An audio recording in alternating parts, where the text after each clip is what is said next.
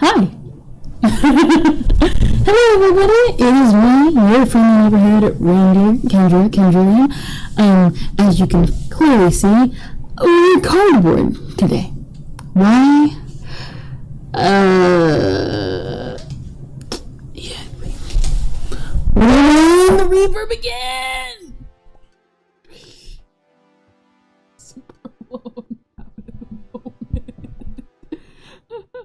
Okay, I'm checking my thing because it might be just my microphone settings that I accidentally set on the Shure mic thing. Much better. Hello everybody, it's me, your friendly neighborhood reindeer, Kendra.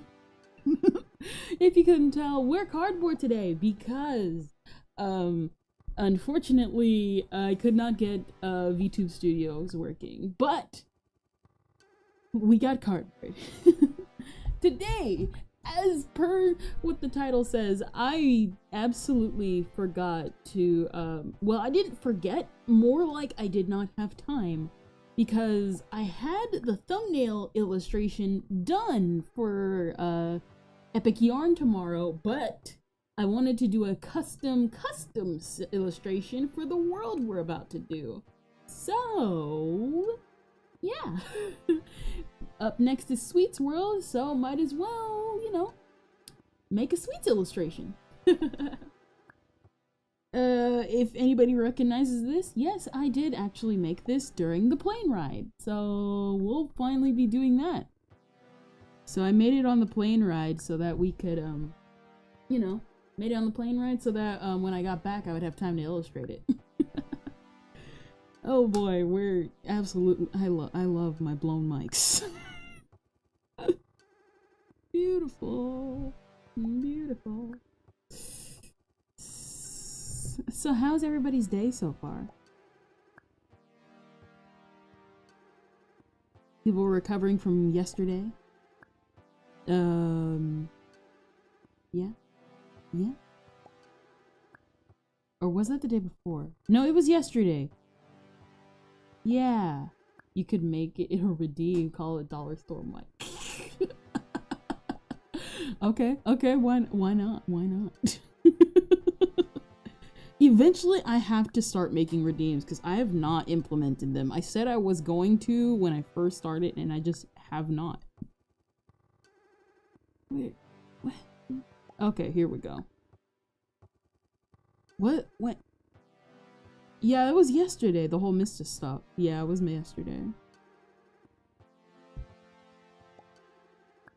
I feel bad for all the Mista fans out there. Not gonna lie though, his cover with Camellia, pretty good. I'm not that huge of a Mista fan, but obviously it's pretty important that, you know, veteran going away. That's, you know, that thing that people love. That's pretty bad. Let's see. Kirby, it will be this one. And this one will be blue. Not that one.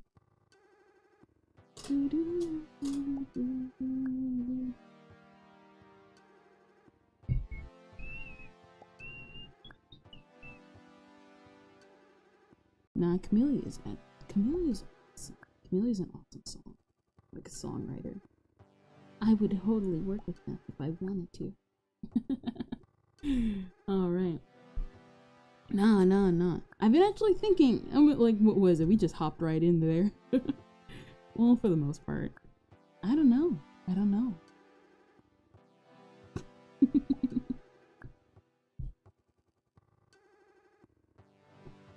No. Yes. I know. Yes. Okay. There we go.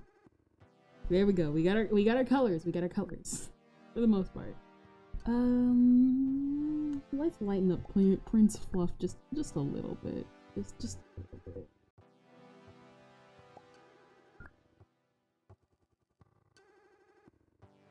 No, that would have been bad. Or this one.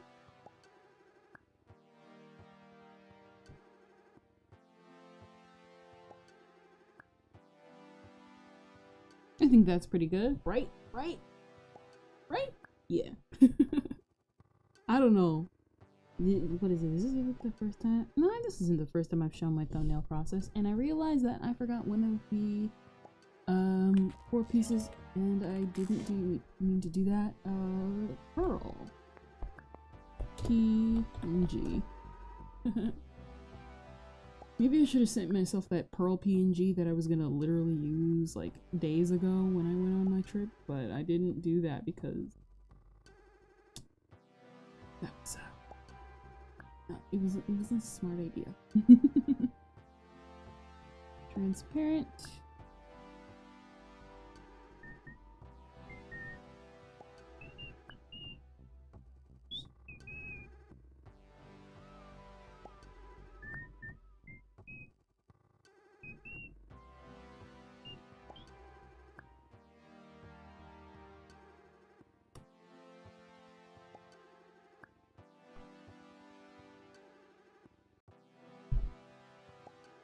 Let's see.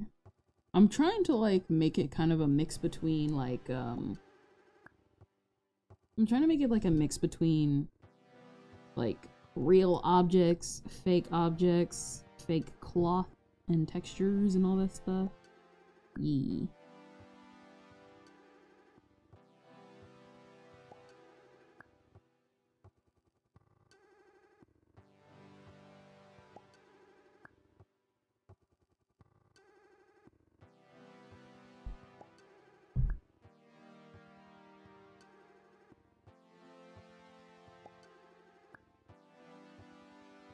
Let's see.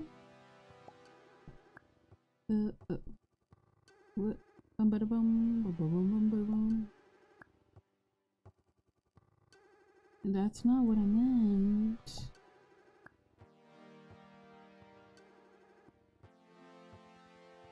Here we go. I don't know. I haven't really said anything. How's everybody's day going? How's your day going? Ventus, Zykes, I must know. Why is this not working?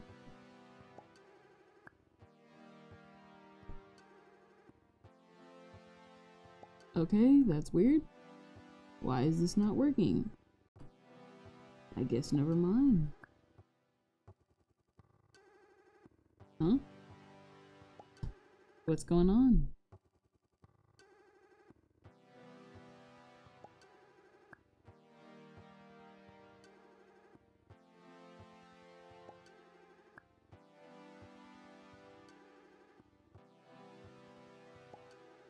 Oh, duh. Wrong one.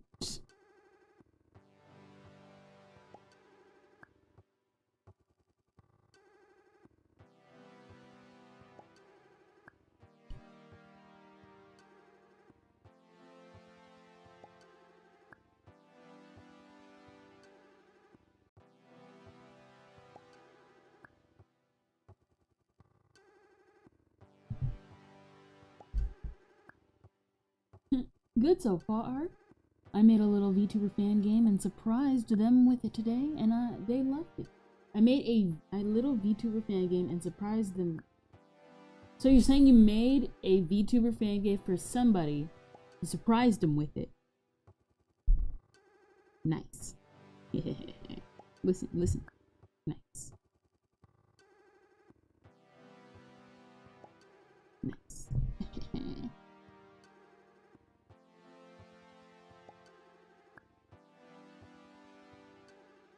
Is that... Oh wait, no. I don't know. I feel like I know I recognize them. They were the OG illustrator for the girl.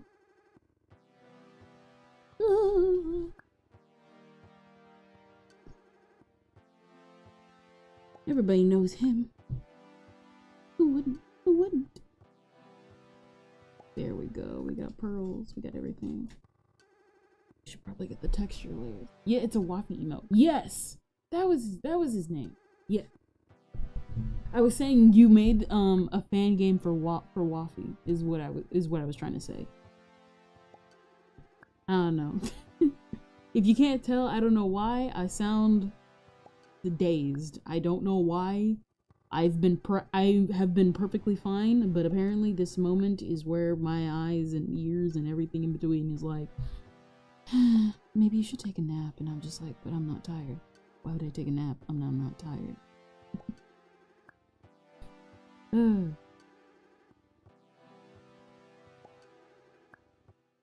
I refuse. I refuse to sleep. Mostly because if I go to sleep now, it'll be like yesterday, which is probably the reason why I'm tired.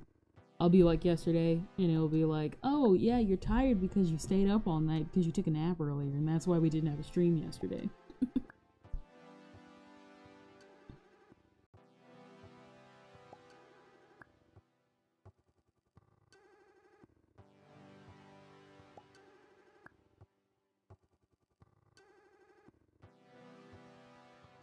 Huh? What's going on?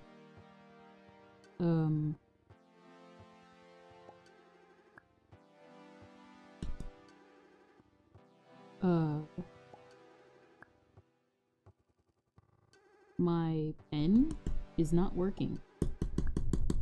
Exhausted here, just got back from my long exercise routine. Definitely have to do the same at some point.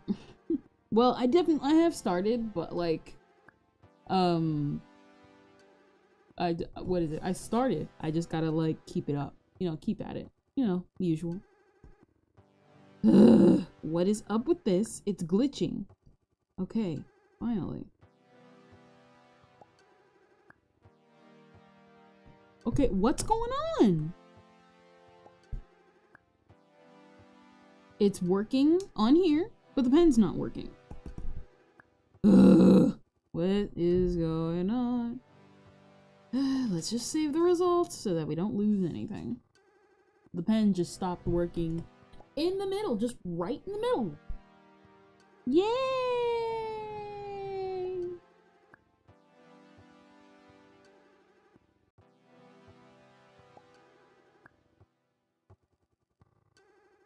Nope.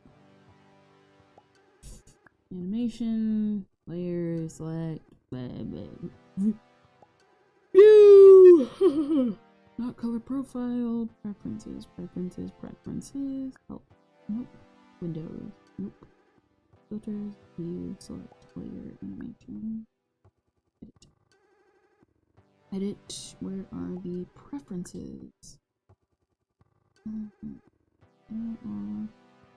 The preferences. Because of course, the thing stopped working in the middle. Yep, we're in the. I don't even know. Is this a sign, guys? Nah. I refuse.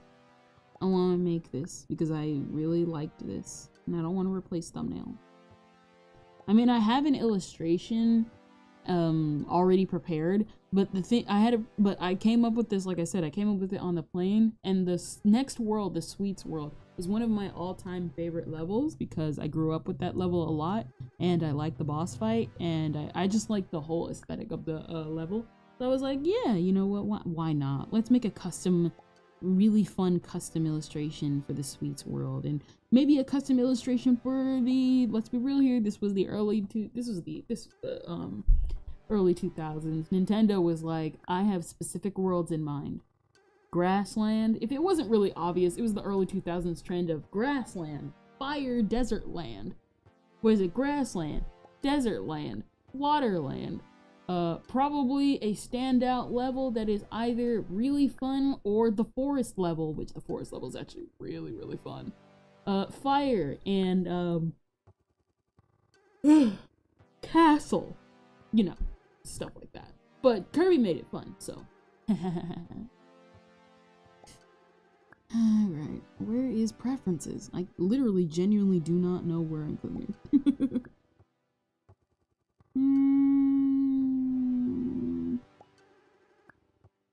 It would have to be in, like, view.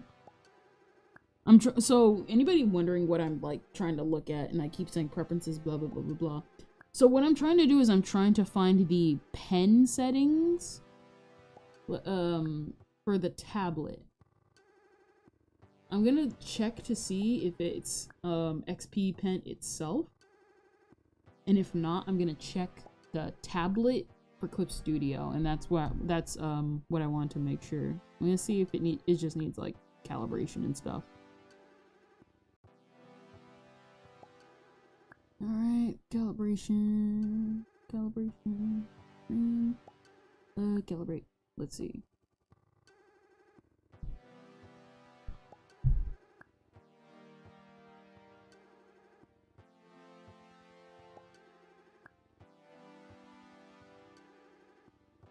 Yeah, it's Clip Studio.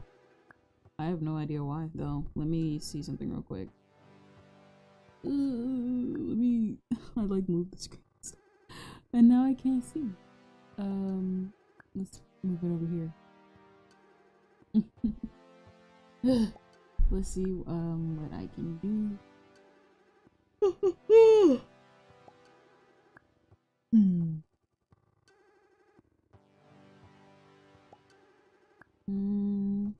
Let's see.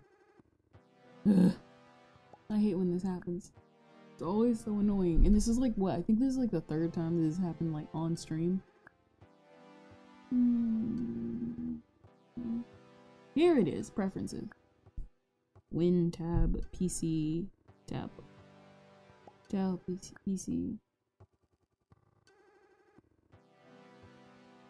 What happened? Okay, it's like fixing itself. Or changing its setting.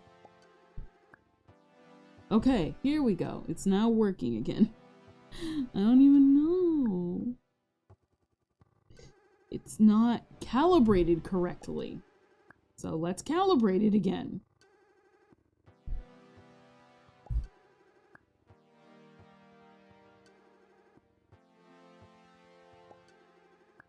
Alright. Okay, now it's working again. It's working again. We fixed it, everybody. I don't even know. What was even that? Why did that even happen?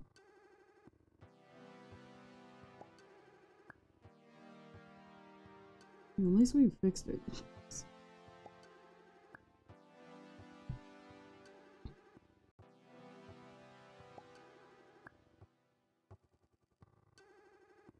Let's see. We got the pearls, we got the colors. And now we do what we do best. I'm trying to remember all the materials and how I wanted everything to be in my head. I know for this, we need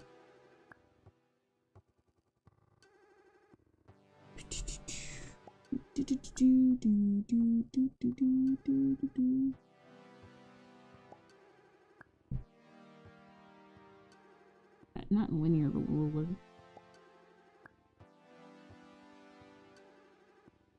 Wrong ruler type. We need a symmetrical ruler. Alright, I forgot everything's like semi-changed on here technically because of the PC swap.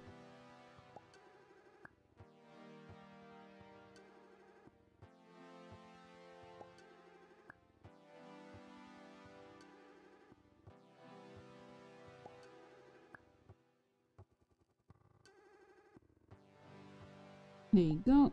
Alright, so let's get this baby started. Let's get this baby started. Baby started. Let's see.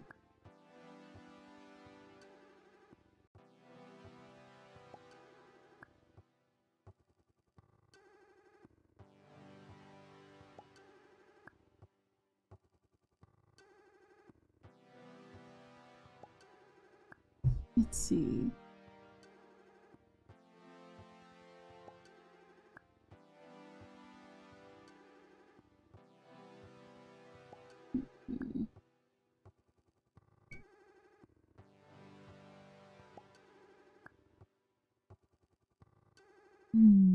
I've been thinking about it.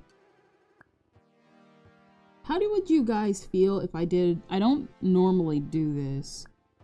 I don't normally do it on purpose. But how would you guys feel if we did a watch along of the upcoming Hololive girls? I know I mostly wouldn't. I'm not sure. The reason why I'm asking is because I know, like, obviously everybody's excited, but I wasn't sure if I really wanted to do it. Because I do want to check out the girls. But at the same time, I don't really want it to look, I guess, like, clout chasey, if that makes any sense. Because, you know, everybody's watching the girls and stuff like that.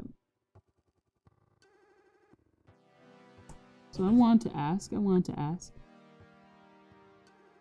Would that be, like, a cool thing to do? Or should we, like, all do, like, we should all do it because, like, you know, everybody's excited and stuff?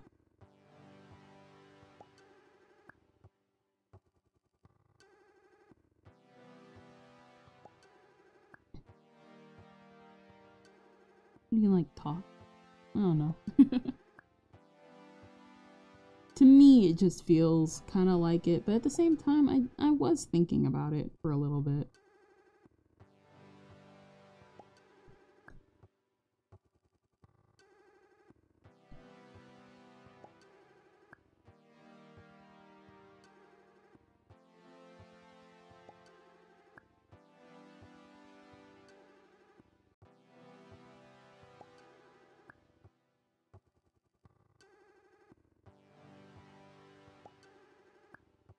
I don't know if I'd be able to make it, but there's nothing wrong with sharing your interests. Okay. I just want to make sure. Yeah. Like I said, obviously I want to do it because, you know, it's the new girls, and I obviously want to, like, you know, it's just cool. It's cool. Send and share your support. Did you always want to make sure and stuff?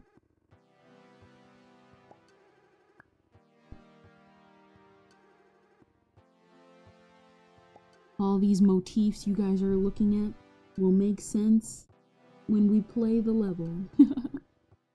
Depends on though, because if it's the girls and it's I gotta like look up the dates again, because every time like stuff like this happens, I never end up looking at the dates. Because if it's tomorrow, then we can push the Kirby stream and stuff back like by a day.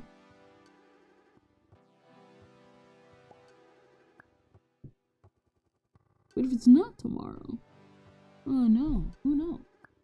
You know what? Let's check the day right now, so I'm not like an idiot who's being like, "What happened? I didn't know that the lives were today." Oh yeah, that's right. I was looking up earlier. So one of my favorite artists is Lily Hoshino. She is the artist for Mawaru Penguin Drum, and Penguin Drum is one of my it has its moments of weirdness. Even as a 13-year-old, I was kind of weirded out by some things because that was how I fully realized, wow, Japan is weird. Though granted, it is Ikuhara. He, what is it? The, dude who made Penguin Drum, he originally directed the Utena anime, for people who know about Revolutionary Girl Utena. So, weirdness is in his blood. So, yeah. What is it? Hollow Advent. Not gonna lie, I'm loving the eyes of Shiori. What is it? Shiori's debut is the day after, so Saturday. We do Saturday. Yeah. Yeah. Why not? And it fits right on schedule. So I better make the thumbnail for that. What is it? Some of the girls are doing theirs on, what is it? I know maybe some of them are not doing it. There's like 2 days in a row. I'm excited. I'm excited.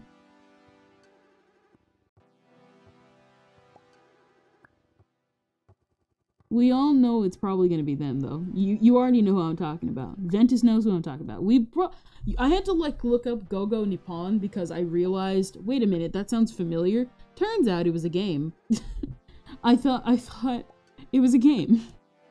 And you're probably thinking, well, of course it was a game, but your girl was like, I didn't know it was a game. I thought it was just like, I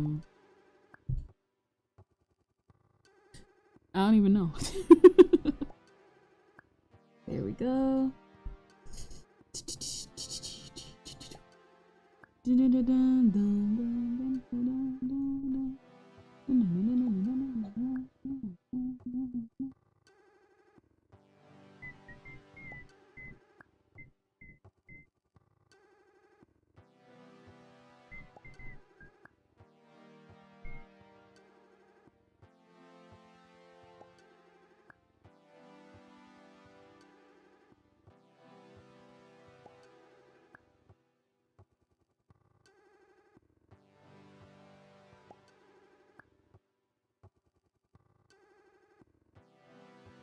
One of these streams, like, we're gonna take time to make custom, like, certain custom things, like a spoiler thing, because I realized, like, when I go into, like, I guess, like, certain rants about some topics, I realize I pull out, like, a bunch of spoilers, and I realize, oh, I don't have a thing to, like, indicate that I'm spoiling stuff.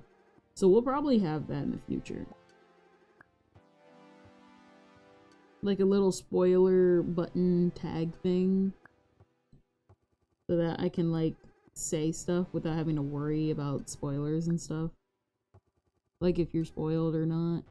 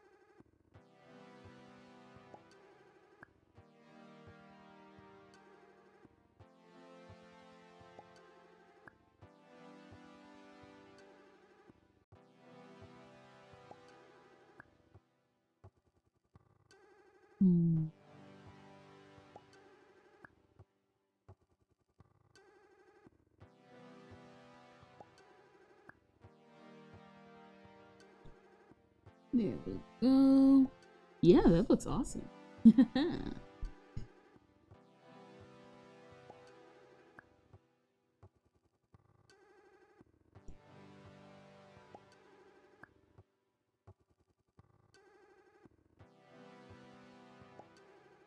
Wrong brush.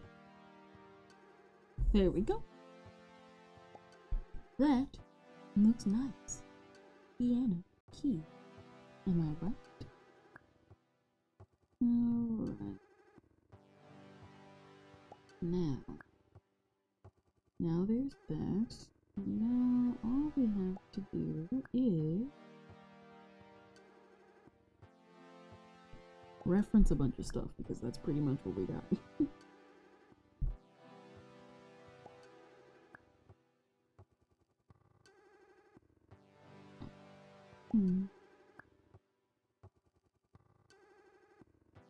Oh yeah, that's right. Hold up.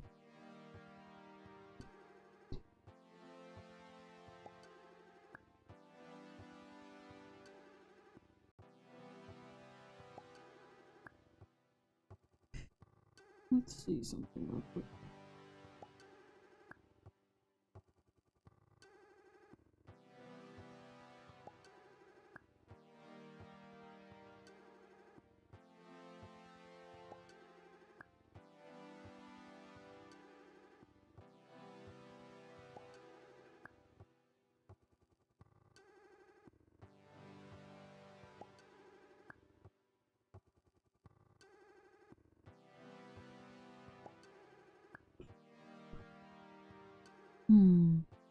Let me see something real quick.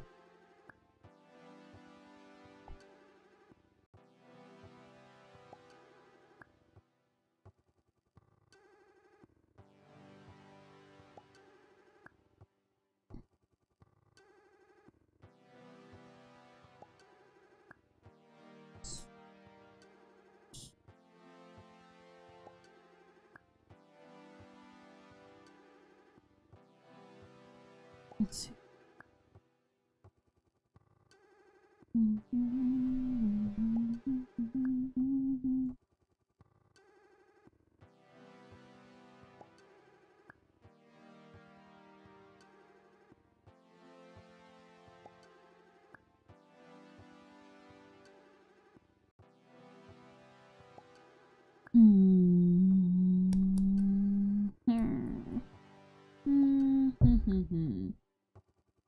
Alright, hold up. We're going to delete that, and that's not opaque.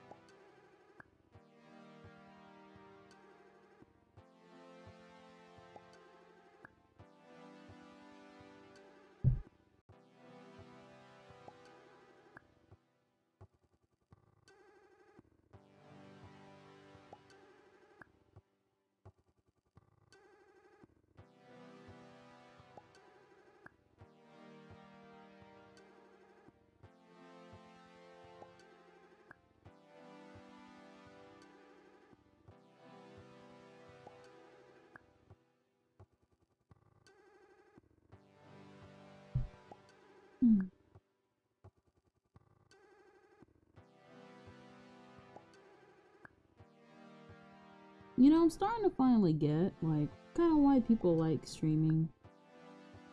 And you guys are probably like, what do you mean you're finally getting it? I don't know. I guess if it makes sense, like, sometimes it's really cool to, like, have a streamer, like, talk and stuff like that. And it's not a bad thing if they don't. Kind of a little bit.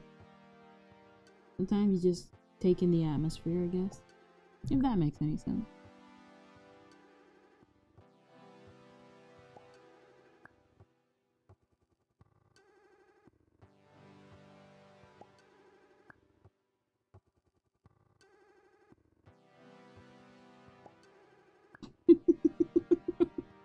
Okay, I don't know why. I'm sorry. I remembered something really stupid. The fun is just hang out and chill together sometimes. Yeah, I just remembered something really stupid. I remembered Beyblade. I know that sounds dumb, but like, hear me out. I remembered, God, how do I even, like, explain Beyblade? How do I even explain Beyblade to people? Imagine Dragon Ball, but it's dumb. Is pretty much how you can describe Beyblade. Let it rip. But not just any Beyblade. I'm talking Beyblade Metal Fury. For anybody who remembers that. Gosh, that anime was so terrible. I mean, it was a kid's anime, but I was a kid at the time, and I watched pretty much all but the last season. You know what? Why not have a one cannot be told what the Beyblade is. One must experience it for yourself to understand. Exactly. I tried getting into the classic anime, but I couldn't really because it wasn't because it was old. It's just because by the time we had, because it was both me and my sister who both got into Beyblade, and we all made fun of it together. Like how, what is it? I'm not kidding when I talk about this description. There's a literal scene where a dude gets PTSD from having his Beyblade destroyed in front of him. This is the level of kinship we are at. What is it? You know, like how some series try to be like, have those Pokemon clones? Where they're like, but the thing is, it makes sense why Pokemon and something like Pokemon and Digimon work. There's a reason why those work. Because the characters, get this, have emotions. And, I don't know, are creatures, living creatures. So, I want to know why, and try to explain this to me, chat, why they want us to feel, like, bad for an inanimate object. Like, the Beyblades don't speak. They're like the will of the Bays. I'm not kidding. I really wish I was, like, I mean it. But, like, guys, Beyblade is not an experience. It is a lifestyle. That is how Beyblade is. It is a lifestyle. You don't understand Beyblade until you have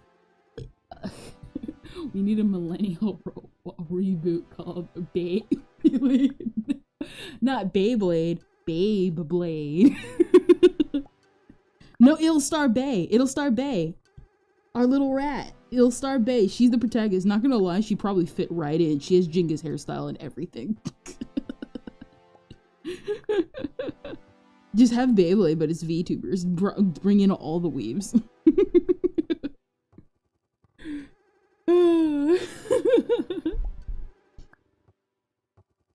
Just, bro, I'm not kidding when I say, like, you get into Beyblade, there's no turning back. There is no turning back. It's Beyblade. It's Beyblade. What is it? They had, what is it? It's a okay, to describe Metal Fury for you, it is a mix between, like, it's a mix between Pokemon and, like, aspects, the rivalry of, like, Yugi and, like, what is it? Yugi and Kaiba with, like, with Vegeta. And imagine if Nappa lived. Like, imagine if Nappa lived, because obviously they can't kill the child characters off. I mean, it would be brave and bold of them to do that, but it is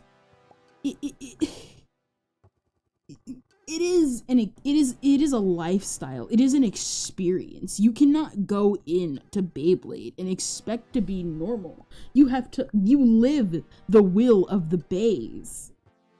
Bays have been with us since the beginning of time.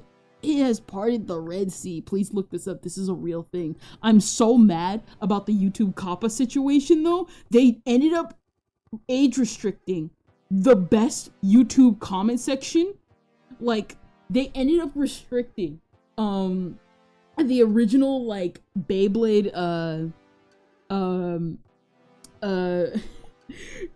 conversation where okay, how do I explain this? So there is a moment in Beyblade where I kid you not, they're like, Beyblades have, like, ruled the world. What is it? You know how, like, Yu-Gi-Oh! It's like card games ruled the world. A children's card game ruled the world. But at least in Yu-Gi-Oh! It, like, actually makes sense, because they had, like, glyphs, hieroglyphs, and it was tied back to Egyptian, like, agriculture. No. They didn't, like, do what Yu-Gi-Oh! Did, and they took it from, like, an Egyptian culture, and then they transformed it into a card game. No. What they did was even funnier. They just flat out had the equipment to make modern day Beyblades in the days of Adam and Eve, in the days of Moses, Julius Caesar. He may have probably lived if he learned to rip faster. Now he's ripped. It is a beautiful you know what, we're pulling up the clip right now. I'm probably gonna get, like, flagged for the video, but I'm like, I'm pulling up the clip. I'm pulling up the clip. Rip boss. We're pulling up the clip, bro. The clip is funny. We're pulling up the clip. Was it delete this tab? Ugh. I, like, finally installed the sensor bar on the on my computer, but the problem is I had to put it on a certain way because so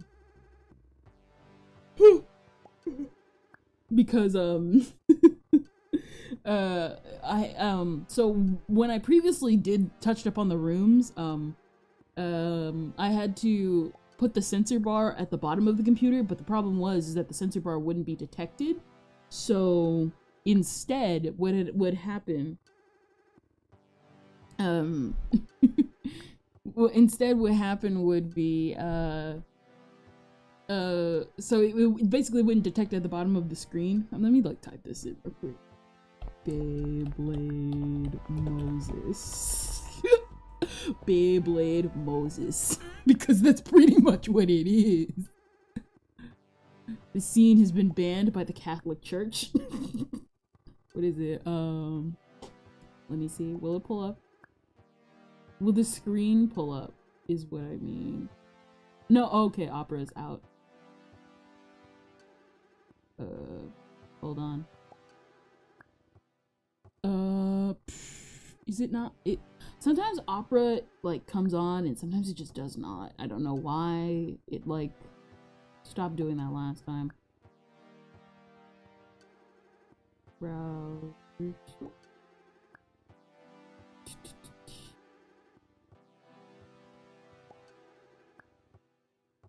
Opera.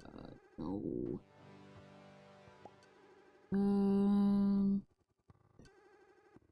Let me, because I want to show this. I guess not browser source, because technically that's not it. Or maybe it is browser source. Let me see something real quick. Let me like, because I gotta show you, like, there's this like Vegeta clone. It's like a mixture between Kaiba and Vegeta. That's the level of creativity we have. 1080 by 720. Make that it. Is it okay? It's Meet Grammarly Go, your go-to solution for getting quality work done quickly. What happened? Ready for the big pitch today, Remy? What? Oh yeah, you got this. And ensuring peak productivity What? when you need it the What's most. going on? Grammarly Go brings AI to every text box, helping you create thoughtful writing in a fraction of the time. Because it's not supposed to do that. What do I have this on? OBS window. I have it. Okay, here we go. It's now working. I don't know what that was. That was weird. Okay, here we go. What is it? It's not wrong screen to unpause. Let me like turn it down a little bit also. Cause like, bruh, you guys aren't ready. I think you're getting ahead of yourself. Yeah, your first plan should be getting by us. Oh, you call yourselves bladers. Yeah. You don't know the real truth about Beyblading.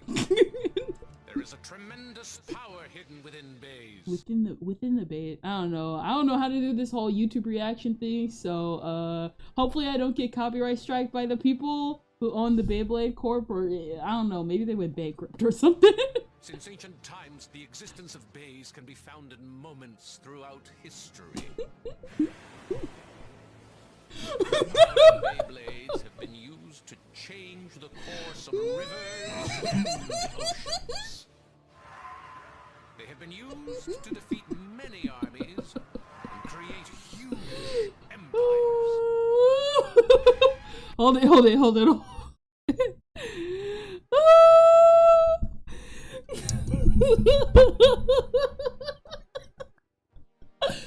Oh my gosh, and the thing is though is like, what is it? The worst thing that happened, it got YouTube kids. It got YouTube kids. And this right here was a tragedy. You see this 2.1 million views? There were so many comments down here originally that were so funny. We lost a gold mine. I think the best one that I loved was, Jesus didn't pay for our sins. He paid for our spins. And that was one of just the lower tier funny ones. There were so many more, and I'm so upset that we lost this comment section. We lost a gold mine comment section. Everybody had to congregate somewhere else because There was another video also uploaded, the one that was like not approved by the Catholic Church. That had like, they had to congregate over there, and I was, like I said, I was so mad because we lost such a good comment section. Oh man, that is, what is it? That was like on par with like the Tyler sisters. For anybody who remembers that meme that popped up like a while ago. So to explain the Tyler sisters, for anybody out in the know. So in the Yu-Gi-Oh dub, so we're transferring from Yu-Gi-Oh Beyblade to Yu-Gi-Oh.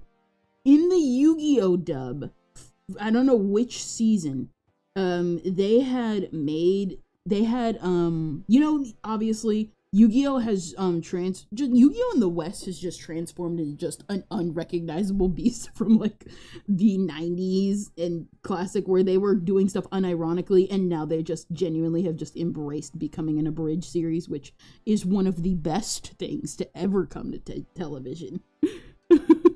And what happened was that one of the antagonists were the Tyler sisters. Now, the thing is that obviously, when transferring to the West, and because Yu-Gi-Oh is technically for kids, they try and kidify it. And so, you know, they give some characters accents that didn't have one originally.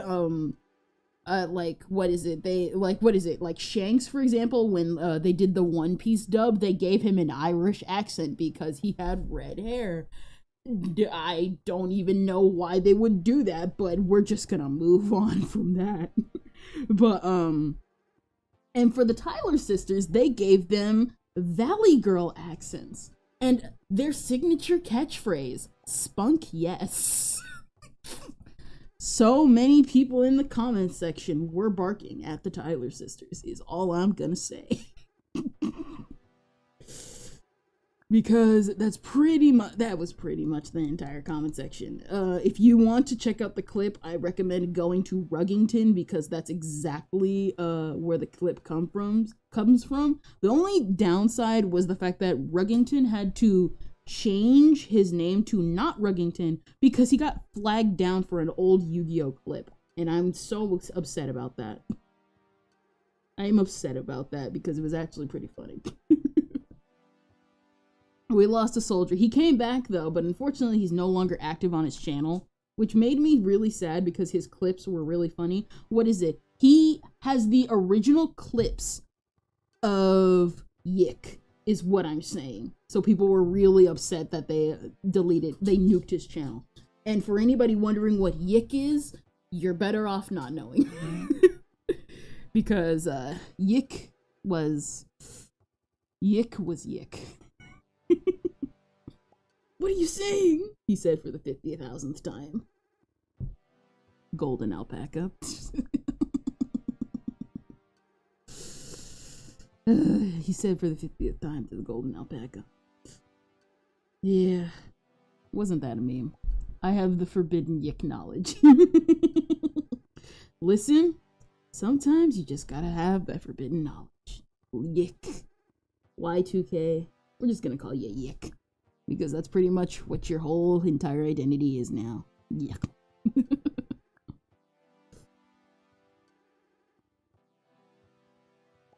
What is it? I don't know why Final Fantasy has just permeated my brain. I have never played Final Fantasy, but I did watch Final Fantasy Mechanabridge. So that's probably why.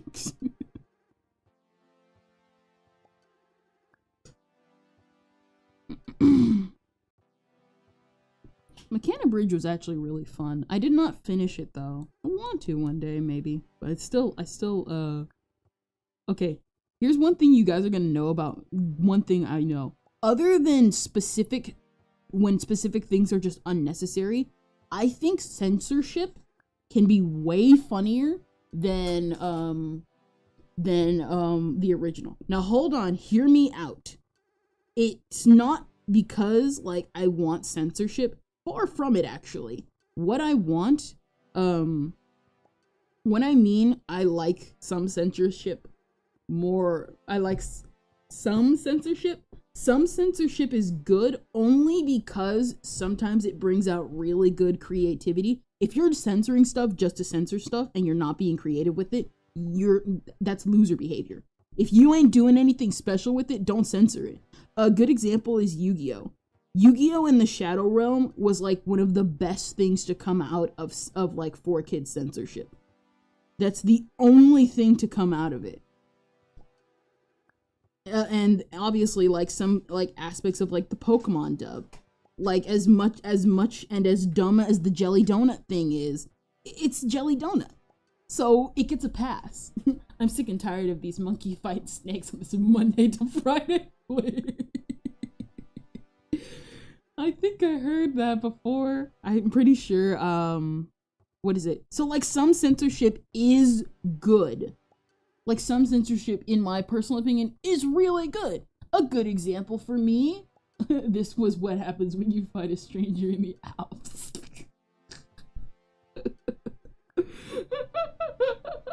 What does it even mean? What does that even mean? What does that even mean?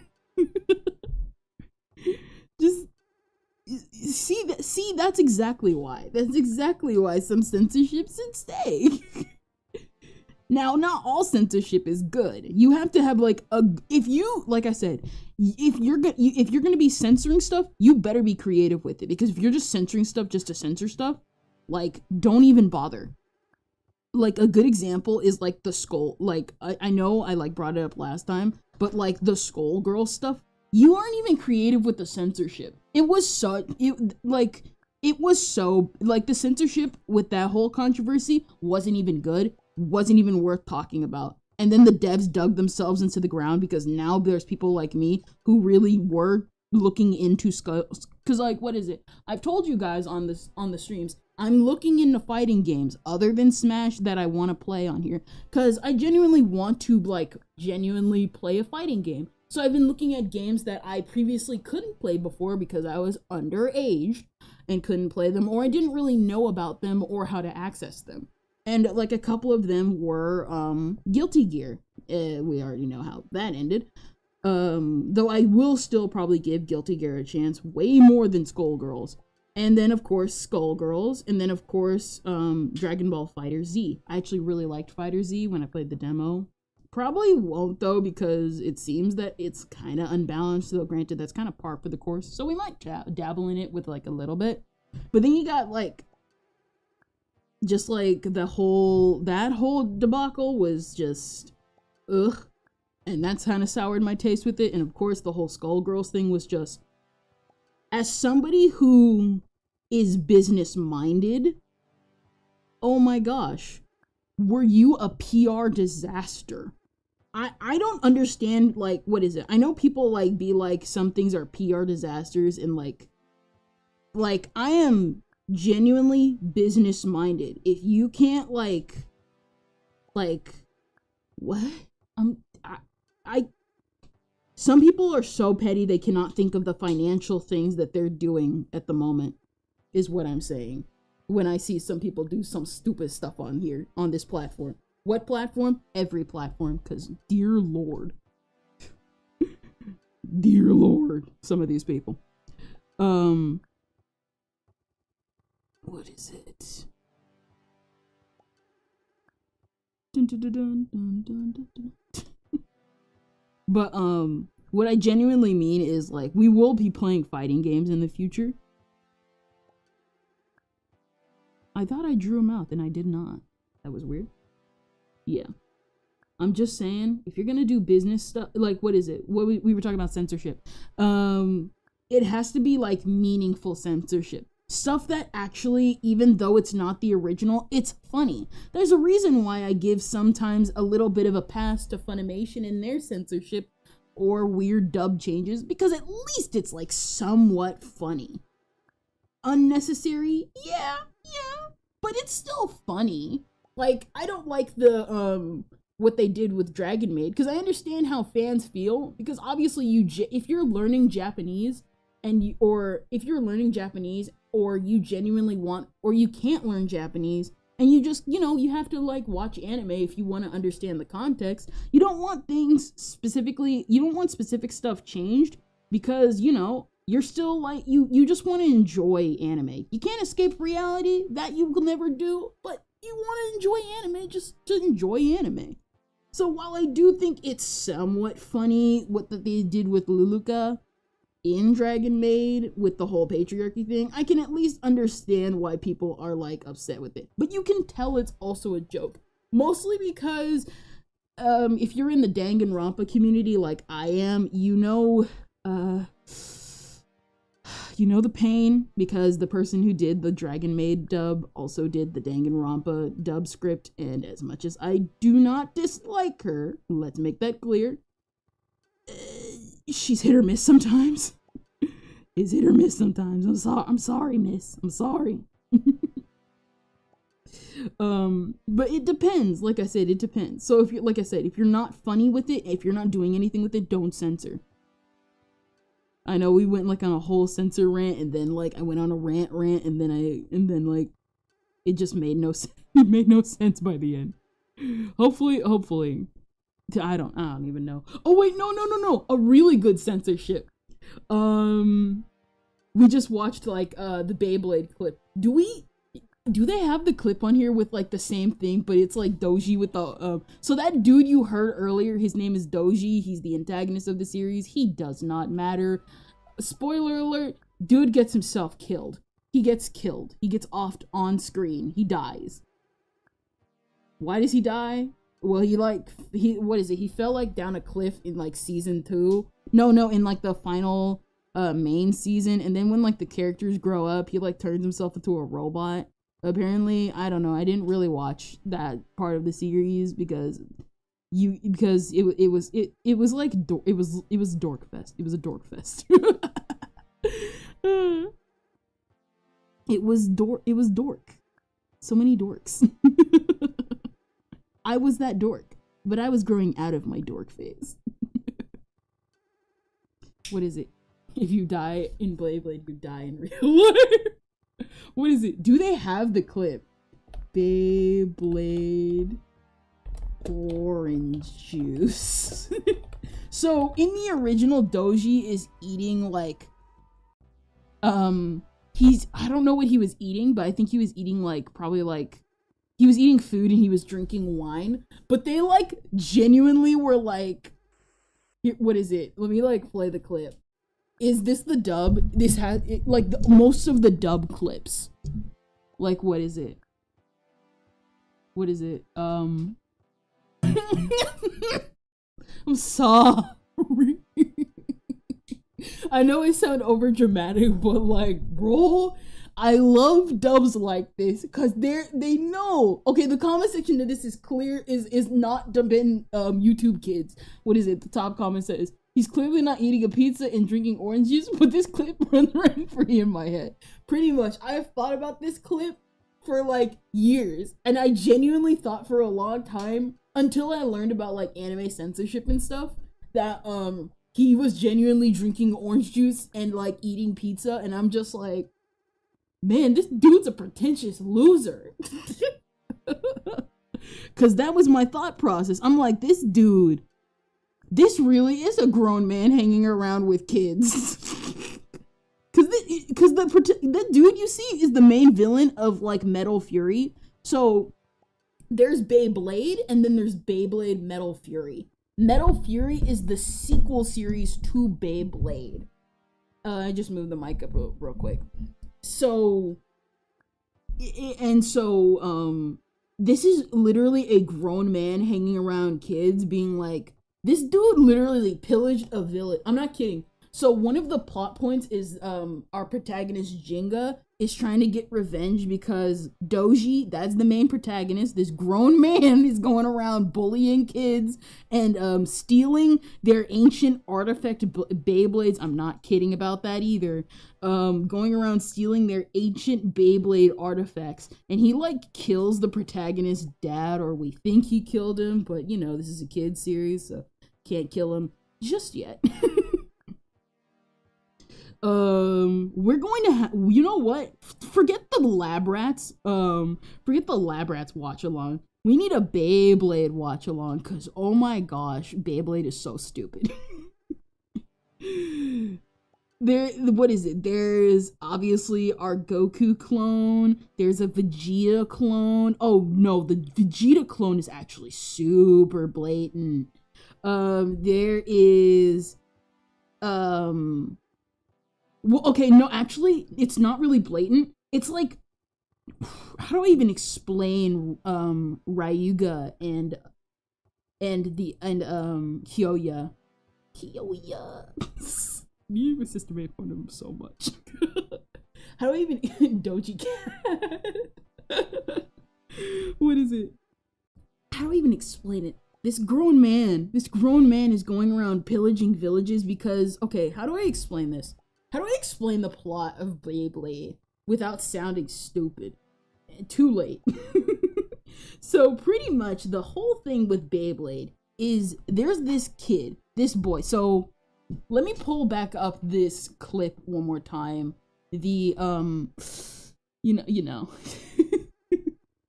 Moses Beyblade Moses. So I gotta like explain the plot. So you see this green-haired kid. This is our self-insert character, Kenta. Kenta, right here, is basically our self-insert. He is a down-on-his-luck kid. He wants to be the best Beyblader in his town. And then, he gets bullied by this fat guy. I forgot his name, but he is pretty much, if I'm not kidding, this guy is literally what if Nappa lived and became a good guy. Cause his character is actually really fun, but he's literally what if Nappa lived and they actually fleshed out his character. Cause that's pretty much this dude in a nutshell. And so I gotta pull up the like image of the protagonist, our redhead, permanently Super Saiyan Super Saiyan God. Because that's pretty much his hair. Jinka, Beyblade, Beyblade. Here we go. Our permanent Super Saiyan God, Super Saiyan God, Super Saiyan. This is our protagonist. You see, he's on a mission and going around Beyblading. And you see, he encounters green-haired dude right here. This dude is like the epitome of what Sasuke clones look like in real life. Because people want to be cool like Sasuke. This dude right here is Sasuke if like he was a tryhard. Like at least Sasuke has a reason to be. This dude is this guy's leader. This guy right here is this dude's leader, because of course he is, because it's that predictable. Also, this is Madoka. She's Bulma. That's her whole character. I don't know what it is with these kids series, and they'll literally have like a Bulma they'll have like a Bulma character, but this is pretty much just Madoka's character is literally just Bulma because she's the Beyblade mechanic, because her dad owns the Beyblade store that Jinga uses to stay. And as you can clearly see, this is really stupid, isn't it? The weird thing I will say about Beyblade is the fact that they actually kept kept all of the Japanese names is the weird part, because she's still called Madoka. The green-haired boy is still called Kenta. He's still called Ryuga's complete. I gotta show you Ryuga, cause Ryuga is like the stupidest looking character. He is the stupidest. If Kyoya right here is tryhard Sasuke, this is Ryuga. God, he's so edgy. He looks like this 24/7. I actually can't stand. He sacrifices his life for his supposed friend. at like the end of the series, they give him, bro, to this right here. This is the end of season 1, by the way. Dude gets taken over by a Beyblade and is turned onto near dragon. I'm not lying to you. We're going to have a Beyblade watch along, cause none of Beyblade ever makes sense when you think about it for 5 seconds or more. I'm not kidding. We will watch Beyblade and we will all have a very good time. We will have way too much fun with it. What is it? There's like, 3 seasons? 3 seasons. There's like, what is it? There is season 1, which introduces us to all our characters. Season 2, which introduces a new character, and I hate him. And then there's season 3, which is basically, what is it? Season 1 is introduction. Season 2 is just a tournament arc. It's just a tournament arc. And season 3 is kind of a spin-off of what happens at the end of season 1, I guess. There's this one weird joke where they like, this kid, his name is King, and everybody's like, what's your real name? It's King. It was a bad joke. I don't even know like how to describe to you guys like the plot of Beyblade. I'm trying and failing. You have to witness it to believe it. I was genuinely invested in the story. How old was how old was I? Because I genuinely do not, what is it? It was 2013, 2014, I like watched Beyblade. Yeah. That thing was so stupid. I loved every second of it. Mind you, I was a Digimon girl. Your girl was into Digimon. I really wish I could take that time back. But maybe not, because I wouldn't understand Beyblade like I do now if I had not watched it back then. Because Beyblade it's a lifestyle. It's special. You don't know anything unless you encounter the will of the bays. The will of the bays, you say? Yes, the will of the bays. Bays have been around since the beginning of time. What is it? Like, I can't even, like, describe just how awful this series is. What is it? There's, like, a girl character, but I constantly forget that she's there. And I'm just like, oh, yeah, she was relevant for all of, like, nothing. She came in, she was like, my mom was a Beyblader, and she died. And then I'm sad, and so I want to fight you because your dad knew my mom or something. I don't remember. She was, like, not important. But I can never forget the character who literally had PTSD because his Beyblade was destroyed in front of him. I will never forget that. Because that was, like, I couldn't help but, like... Because what happened was that, we didn't watch Beyblade just one time. Me and my sister watched it, like, twice. What is it? We watched it twice. Season 1, 2, and 3. We watched it twice. And it was only the second time around I realized, oh, this is stupid. And I hate this character, but I love this other one. He was amazing. He was adorable. He had orange hair. You'll know it when you see him. He had the this is how you know, this is my favorite character, because I still remember the Beyblade. I remember his Beyblade, but I don't remember, other than Jinga's, who had, like, Pegasus, because he would scream that at the top of his lungs. He had the Libra, he had the Libra Beyblade, and I actually really liked his Libra Beyblade. It was cute. He was cute also, and I really liked his appearance in like season 2 and stuff. Or was it no, it was season. Was it season? What? Was it season? Or was it season 2? Did he? Yuya. Did you appear in season 2? Cause I really liked his appearance. Beyblade. Yeah, Tendo. He was adorable and I loved him. He was so cool. He was the only character I liked. Oh yeah, that's right. His name was the big guy. His name was Ben. Or no, that was the nickname that you gave to him, Ben.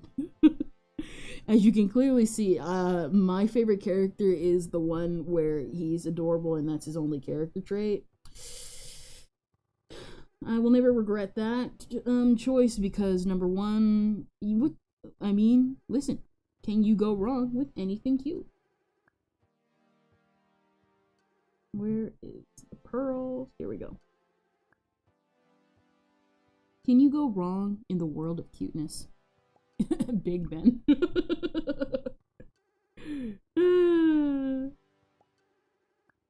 I will say though, the biggest thing I think I remember out of Yu-Gi-Oh, out of everything, not Yu-Gi-Oh, out of everything in Beyblade, it's gotta be the dub. Cause the dub is actually really bad. The dub is bad. It's bad. Because, how do I even explain the dub? So, other than the female characters, everyone sounds 20. Wait, no. Other than the female characters and the younger characters like Kenta and Yu, everyone sounds 20. Everybody sounds 20. And it's not like Dan Green 20, where like, as obvious as it is very clear that a grown man is playing Yugi, but like the switch to Yu-Gi-Oh is like endearing. You were not gonna like the voices they have for some of the characters. Maybe for Kyoya you're gonna love because number one, he sounds like a literal, like I'm telling you now, Kyoya is basically a Kaiba clone, like I said. But like, not any ordinary Kaiba clone. It's like a Kaiba clone mixed with a Vegeta, and then Vegeta abandoned his baby, and then Vegeta just abandoned his baby just in some random city. And then the dude still had Vegeta's whole personality, and just lived with it. That's pretty much like Kyoya's entire character. Pretty much a love child between Vegeta and Sasuke, because there's no Sasuke to be found. Just Sasuke and him trying to like wear the clothes, because just I can't even describe to you his personality, because it is that much of like what is it? You know how like in Vegeta pretend, like, as much as Goku clearly does not take him seriously in the beginning, Vegeta is like Goku's self-proclaimed rival. That is Kyoya's entire character. Like, and the thing is though, is like the protagonist, genuinely treats him seriously. You know how like Goku just clearly does not take Vegeta seriously? That's the exact opposite for Kyoya. Jinga takes him seriously. And it's just so stupid. And I know people are gonna be like, you're making fun of a children's like, not even card game. You're making fun of like a children's like spin top game. And I'm just like, listen to me when I say this.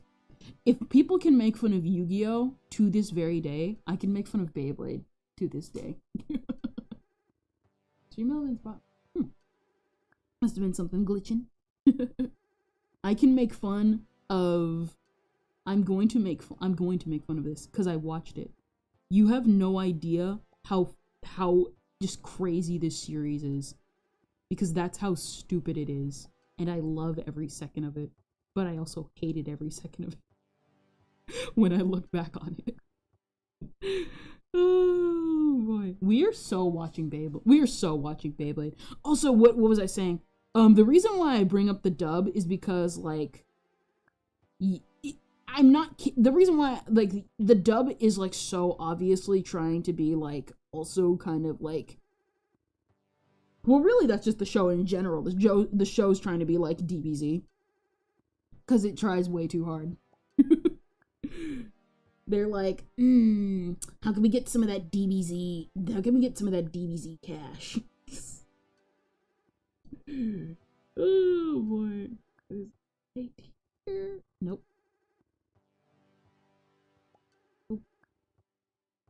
There we go. All right. Let's see.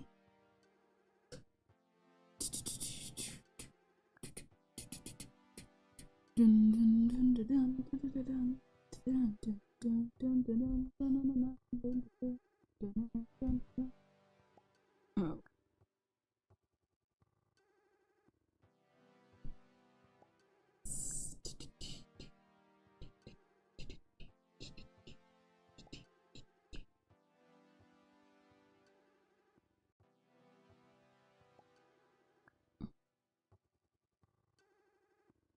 What is it?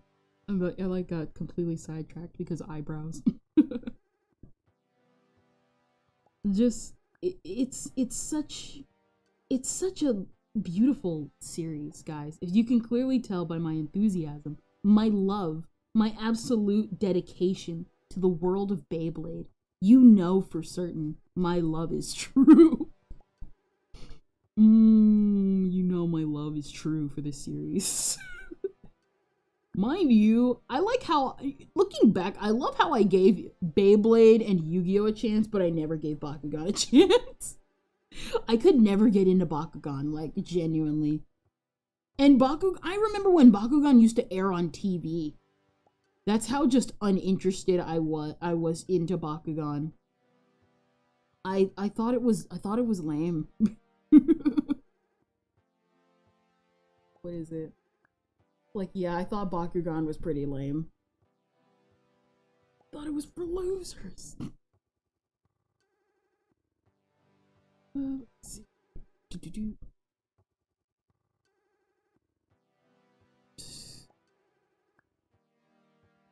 Every single time with this thing.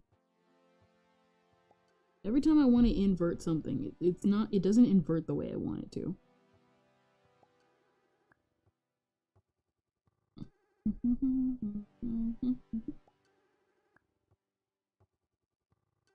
What is it? Oh yeah, that's what I was saying. Every time I keep trying to bring up the dub, it's like I always end up sidetracking. One thing, like, I point out, what is it? You will not like the dub voices because, like, they sound 20. And, like, it's not bad for, say, someone like the older, like, the fat character, Ben. I'm just gonna call him Ben. It's not bad for something like Ben, because you expect him, you know, to have kind of like a sort of girth to his voice. There's just one problem. There is so this only, for some reason, I don't know why, for the pilot's episode, the voice actor for Jinga sounds absolutely normal. He sounds normal. He sounds like a cool protagonist. And then after that, I don't know what they did in the studio. They told him to kick it up a notch. So he went from sounding kind of like, so Jinga has kind of, in the dub, it's a nasally voice. And so, because he has a nose band-aid that for some reason he's worn since he was a child. I don't know why his dad did that. Just pay for nose surgery, Dad.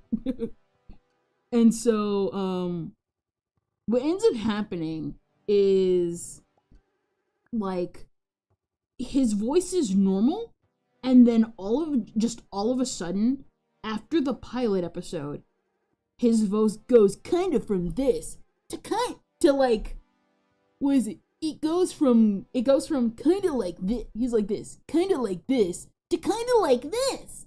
Now I'm gonna take it up a notch, and I'm just like, oh my gosh, go back, like hit the keyboard, like shoot, go back.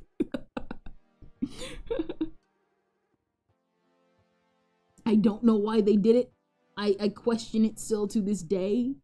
I really wish I knew. I'm going to find the producers and I'm going to interview them. Be like, please tell me why you did this. Beyblade, let it rip.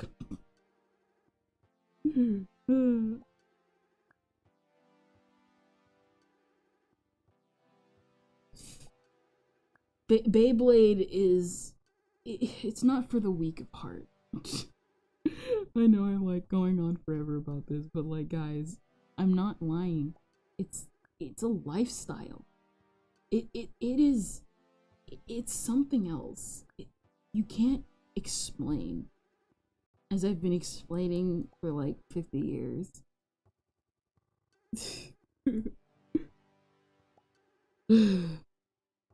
Beyblade. Did something happen to like the stream? Because it says Stream Elements bot is running. I want to double check.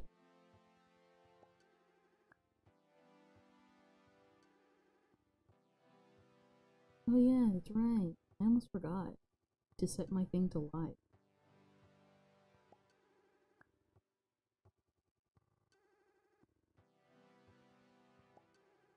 Copy the link. Copy the link. Copy the link.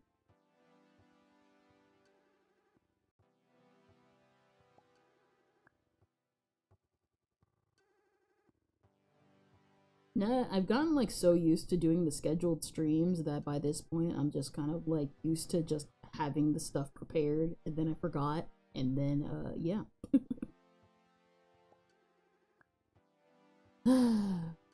Seems to be working for me. Okay, I just wanted to make sure so it said StreamBot running, so what I thought had happened when I wasn't looking was that it cut off and then it cut back on the stream. So if you're still on, then then it's all good. That being said, yeah, double checking just in case. But it did help me remember to actually post that I was live on Twitch or on YouTube and stuff. Not gonna lie, I'm still really proud of that Arale figure. One of these days, I'm totally gonna do a garage kit. I keep saying it, but like, that's gonna have to be a future thing. Oh yeah, that's right. I talked about it in the Discord server, but like, let me see if I can pull up the image. I finally invested in a camera stand for my desk, so that when we stream footage, I'm not adjusting the camera 50,000 times. I've thought of many slots because I did not have a camera stand. I've thought about hooking the clip up to my shirt. I've thought about hooking it up in front of me, but then you would get a full shot of my neck. And that's all I'm gonna say. And that's why we ended up settling on how I settled for a while, of just having it in front and wiggling it about. But I have now invested in a camera stand that allows me to have it connect to the little stand I have that's holding my computers. I'll take a picture of it in a couple of days and like I'll show you guys.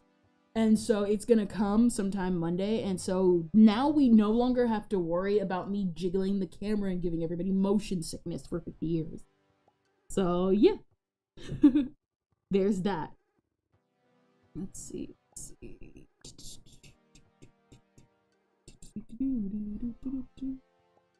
So yeah, there's that. And I finally invested in my first ever manga. So obviously, as you can tell, I am an anime fan. I have liked anime ever since I found out what anime was, which surprisingly took actually a long time because I was exposed to anime that, like, really long time ago. Like, not just like your usual Pokemon and stuff like that. What is it, earlier or yesterday, I was thinking, like, what was the first anime thing I was exposed to? Now, obviously, for many people, their first answer would be Pokemon, but I did not get exposed to Pokemon until, like, I want to say until I was, like, 7. And, even still, I think, if I remember correct, yeah, I'm pretty sure it was the first exposure, but for my first exposure for anything, like, specific to anime, I started to realize that was Inuyasha. Because and it was only briefly, because it was on Adult Swim, and obviously we were not allowed to be on Adult Swim because adults. And, it was actually during the Moroku arc of all things. So I had that, it was like Moroku's introduction, and I had that scene embedded in my mind for years until I found somebody who knew anime and was like, if anime looks like this, hey, is this anime? And they were like, oh yeah, that's anime. It's like one of the most popular ones. And back before I knew what dog boys were, and I thought Inuyasha was a cat, and I was like, it's not a dog, that's a cat. He has cat ears. And she was like, no, it's a dog. And I was like, right, as I backed away. And she was just staring at me like, bruh.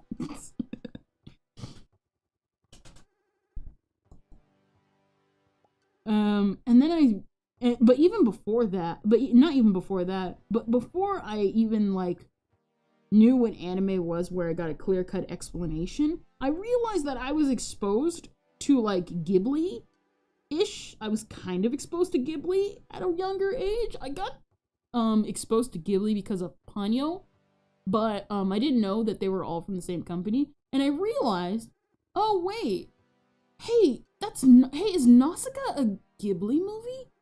Hey, is Nausicaa anime? Because that was the first, like, anime movie I had ever watched, but I never finished.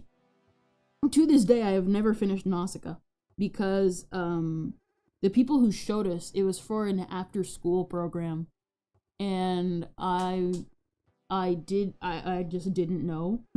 You know, we just didn't know. And so, I don't know. Let me see something real quick. These are the eyebrows. What did I use for a pen? Yarn brush. No, I did not.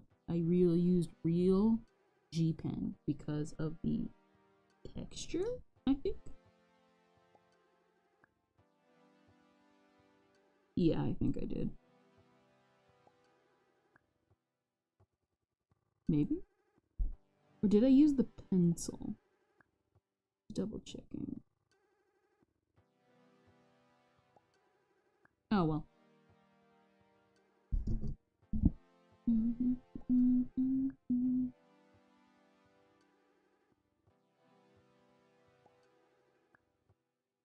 Let's see. I know I like went on that rant for like 50 years. Can I, like, you know what? While we're like talking about anime and stuff, I know this is gonna come off like another rant and stuff like that, but like, can I be real here with you guys? Can I be absolutely honest with you? And I know I'm probably gonna get like a lot of pushback from this. I want to say, I gotta say what I gotta say. Can I be real here with you guys? I know it sounds like I'm stalling. Because I've been noticing this pattern as of late, and actually it's kind of annoying me. Like, shoujo fans are kind of like the most unserious group of fans I have ever seen. I'm sorry. Every time I encounter a shoujo fan, like a modern shoujo fan, what is it? Shoujo fans nowadays feel exactly like DBZ fans who clearly, what is it? No. Shoujo fans do not feel like Dragon Ball fans. Dragon Ball fans are a different breed. Shoujo fans feel like MCU fans, where they'll be like thinking they have all the knowledge and people are like, no, you don't. Now go sit down. The reason, like, okay, so I know this, like I said, I know it sounds bad, and, like, but, like, hear me out.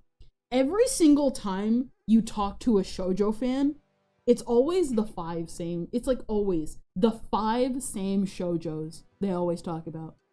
So, it'll always, every time, like, the first things they'll, like, pop up will always be, Sailor Moon. It'll always be Sailor Moon. It'll always be Cardcaptor Sakura.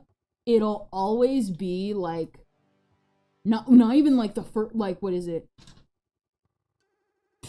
Ojamajo Doremi, if somebody's, like, thinking really hard about it. Nana, if you really want to count that. But that's really, that's magical girl stuff. Like, what is it? It's always Sailor Moon. It's always Cardcaptor Sakura. It's always, like, what is it? What is it? Sailor Moon, Cardcaptor Sakura. Pretty much. No. I'm, like, trying to, like, think and try to remember. Cause, like, what happened was that every time I keep seeing, like, a shoujo fan, like, here's the thing. I'm saying this, like, not even to be mean. Shoujo fans are not terrible. Just like DBZ fans are not terrible. But they always have that thing that always makes me, like, squint and be like, bro, do you even, like, read? Because the thing with modern shoujo fans is the fact, like, that every single time they talking about shoujo, it's always, like, it's either they're talking about, like, the same couple of magical girl shows, or they're talking about, the same, not even the same. I'm, like, all over the place. Every time they talk about magical girl shows, it's either the same, like, 5 or 3 shows they talk about, or in the case of what I keep seeing as of late, shoujo fans complaining about the fact that there's no shoujo. And I'm just like, my guy. Just look up a shoujo. Like, what is it? Like, I think the worst offender had to be, like, it was, like, a month back. I know it was a month back. I was, like, so busy, and I was just, like, I tweeted about it this morning. So what is it? There was, like, 2 examples that, like, just annoyed me to death. So you had this one this one Twitter tweet that was like, oh, hey, man, where's there a shoujo where, like, the girl is tall and the guy is short? And the blah, blah, blah, blah, blah. And, like, everybody was like, Lovely Complex is right there. What, are you even Googling half of this stuff? And then, like, another one was kind of like, what is it? The one that came out, like, everybody was just, like, everybody, like, just pointed to the season and was just like, are you even paying attention to the seasonal anime that are coming out? Because what happened was that what had come out during that time was Sugar Apple Fairy Tale. And, oh man, I forgot. It was the Something to My Heart. What was it? It was called again? It was, Something to My Heart. What was it? It was, Something to My Heart. My heart. The Dangers of My Heart. What is it? What had come out was The Dangers of My Heart, and even further than that, Lovely Complex. And if you know Lovely Complex, it is actually a really cute story. I know I gotta, like, finish it myself, but, like, it's a really cute story about, like, how it's this odd couple that people keep making fun of, that's saying, like, haha, the guy is short, the girl is tall, they should totally get together, and they're always at odds with each other. And how they get teased and stuff, and how eventually they do get together. And people were just, like, literally just Google the shoujos. Cause, like, some of those shoujos that, like, some of y'all, like, ask for exist. And I'm just like, bruh. I think the worst offender to me is every time also when somebody asks for, like, where's the shoujo that I want, they're just asking for a josei, and that, like, annoys me to death. I know some people are gonna be like, Kendra, you can't do that. Why? Why can't I do it? Why? Why can't I do it? Why can't I do it? You can't do that. You can't complain about the shoujo fans. And here's the thing, like I said, there's nothing wrong with, like, shoujo fans. It's just every time I see, like, a shoujo fan, like, complain about something, I'm just kind of like, bruh. Literally go look it up. It exists. You're not looking it up. Please. For the love of all things, please. Google it. Please.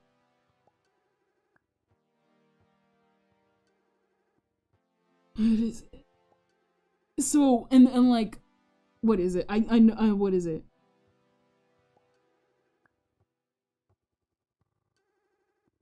Nope. Okay, there we go. Okay, turn it up.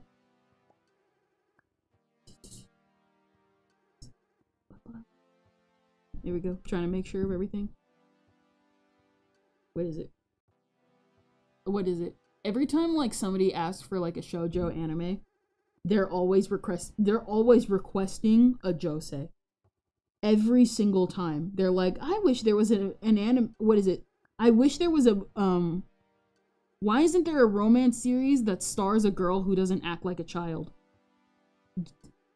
Josei. Why isn't there an anime where this character does this type of action? Literally right there. Why is there a character that's, I'm like, and like I said, it's not a bad thing if you're asking for a question, but what is it? I remember this one person had made the list and I literally just responded, did a josei. Literally look up a josei. And then somebody like corrected me and was like, well, this isn't what they asked for. But I was like, this is exactly what they asked for. Maybe not to a degree. Some of them, and the thing is like, I know I probably could have done like a lot better with the list because I like shot that list out like at like 2 a.m. because I was like heading to bed. And I was just, and I was an idiot and decided to stay up late. And was just kind of like, bruh, literally just go pick up a josei. Pick up a seinen, pick up a josei. Because every single time, what is it? It's, like I said, it's not a bad thing. It's just the fact that every single time somebody complains, like, why is this not, what is it? Why can't I find this in shoujo? It's because everything you're asking for is josei related. It's not bad, it's not... You're literally looking for something in a genre that cannot provide. I know I sound like crazy, but I'm trying to speak normal sentences. I know I'm failing.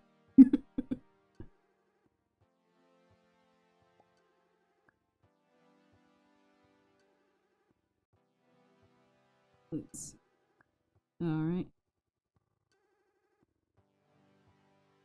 Oh, that looks awful.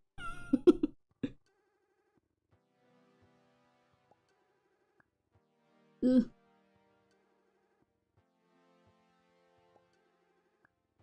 Though granted, like, what is it? It's like shoujo Twitter, obviously. Not every shoujo fan is like that.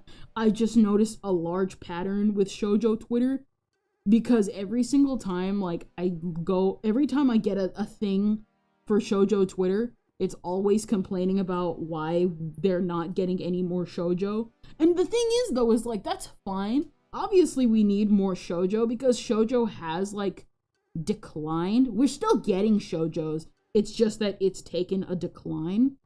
And really, to tell you the truth, it's kind of more so permeated the shonen section. Shoujos are now like starting to show up in the shonen sections, which is kind of weird how people don't talk about that. But like, what do I know? What do I know? What do I know? I don't even know. It's just the fact that every time, it's just the fact that like, and like, what is it? What is it? So you know like how in anime, people, obviously there's like, listen, in anime, you're just gonna have to realize that maybe your show will never get a season 2. I've accepted it, many others have accepted it. There's a reason why No Game No Life has a meme of having like, we're never gonna get a No Game No Life season 2, not in this decade at least. So, like, some people take it on the chin, and we'd rather just make memes about it, because if not now, we'll eventually get it. Like, look at The Devil is a Part-Timer fans. They finally got their season 2, and I think it was a core 2 or season 3, just recently. So it can be done. So people pretty much just take it on the chin, and, just move on with their day. Not shoujo fans, though. Not shoujo fans. Apparently, everything is... Every single time I hear a shoujo fan complain about not getting a season 2, it always has to do with, like, misogyny. Every single time. And I know this probably sounds like a pick-me moment, but, like, let's be real here. Don't even start. Because the amount of pick-me I've seen from it, from the shoujo community, don't get me started. But, like, what I'm trying to, like, get at is, like, every single time I, like, what is it? It's like, for, like, okay, so, like, for shonen fans, it's always, because, like, here's the thing, for, like, shoujo, it's, like, clearly gone through its cycle where, like, you would get a shoujo, at least every couple of years. Like, here's the thing, who remembers Boys Over Flowers? Because Boys Over Flowers was really popular. And then, obviously, the early 2000s still had its shoujo, and then it kind of petered out. Like, shoujo had its time, and then it was just time to transition to new things, because, like, Dragon Ball and stuff like that were finally starting to, like, take its hold around the world and stuff like that. And even then, shonen was, like, having, like, a decrease, and, like, really only recently have I noticed that, like, shonen has, like, started, like, having a resurgence as of, like, I would say, like, okay, so, like, shoujo had its, like, spotlight for, like a chokehold on, like, a lot of people for, like, a bit. And then eventually transitioned to, like, shonen and stuff like that, like lead figures like the big three, Bleach, Dragon Ball, and One Piece. And then eventually, that petered out as well, and it turned into the rise of the seinen genre, where people were genuinely acknowledging series like Berserk, One Punch Man, which is a seinen, Google it and look it up. It was having its dues, and then eventually, if my theory is correct, eventually Josei will finally get its dues. I need my Jellyfish Princess season 2. Please. But, like, every single time, it's, you gotta just take it on the chin. You just gotta take it on the chin, guys. Sometimes you're just not gonna get your season 2. Sometimes, like, I don't doubt misogyny isn't at play in some of it, but it's not all of it. If that was the case, No Game No Life season 2 should have come out by now. No Game No Life really should have had a season 2 by now. Why are they waiting so long? Like, genuinely, why did they wait so long? Even if season 2 of that series does come out, like, bruh. It's been so long. You had your opportunity to announce it when you made the prequel movie. And then they just were like, you see all that cash we got? We needed more cash. Well, probably that was actually it. They need more cash. If anything, what is it? No, for me, I'm never gonna get a season 2 of 2 of my favorite series. Blood Lad and Jellyfish Princess. Love the heck out of both of them. Like, what is it? The author of Blood Lad did ID Invaded, for anybody wondering. Man, would a season 2 rule? Especially since Bryce Papenbrook, the voice actor of Eren Yeager, he's gotten so much better over the years. And I remember that dude used to get clowned on daily. That dude used to get, like, clowned on every single time anybody brought up his name. Mostly because he was new to voice acting. Let's be real here. So yeah, but nah, you just gotta take it on the chin, bro. Still think the shoujo fan base is, like, the most unserious fan base I have seen. only because, like, they also kind of don't bring any fanfare to the series. They, like, try and hype up. Like, what is it? Like, what is it? Anytime somebody is, like, what is it? Like, what is it? Not Oshinoko. What I was trying to say was, so, like, when there's, like, a shonen that everybody wants a season 2 for, or a season, or, like, just a season of, people celebrate that. People hype that up and stuff like that. And so, when it comes to shoujo, I don't know why, but everybody's just dead quiet. Everybody's just dead quiet. I don't know why. I don't know how. Anytime it comes to shoujo, all the fanfare is always dead quiet. So, like, what is it? A good example. And then, like, when there is fanfare, it's only for, like, series. What is it? Like, Sugar Apple Fairy Tale. I've been hearing good things about it, and I know, like, Ventus has, like, told me, like, oh, it's so good and stuff like that. But every time I hear about it, it's like, nobody's talking about it. No, and it was a shoujo that came out, like, this year. Core 1 and 2 came out this year. Not a single soul was talking about it. Other than, like, what, Giga in, like, a transition? Giguk? Like, nobody in the shoujo sphere was talking about that at all. Anytime I, like, try it, and then, like, what is it? Skip and Loafer just came out recently. I've been hearing the good things about that, too. But, like, that one specifically has not caught my interest, but, like, Skip and Loafer has been, like, a thing that's been, like, going on for a while. Like, there's fan art. There's, like, absolute fan art of Skip and Loafer. Not a single soul other than, like, 3 people have been talking about it. Nobody's talking about it. Every time. And you're probably saying, oh, dedicated spaces. Like, just find a dedicated space. It's not about, like, dedicated spaces. Like, I genuinely mean, nobody's talking about it.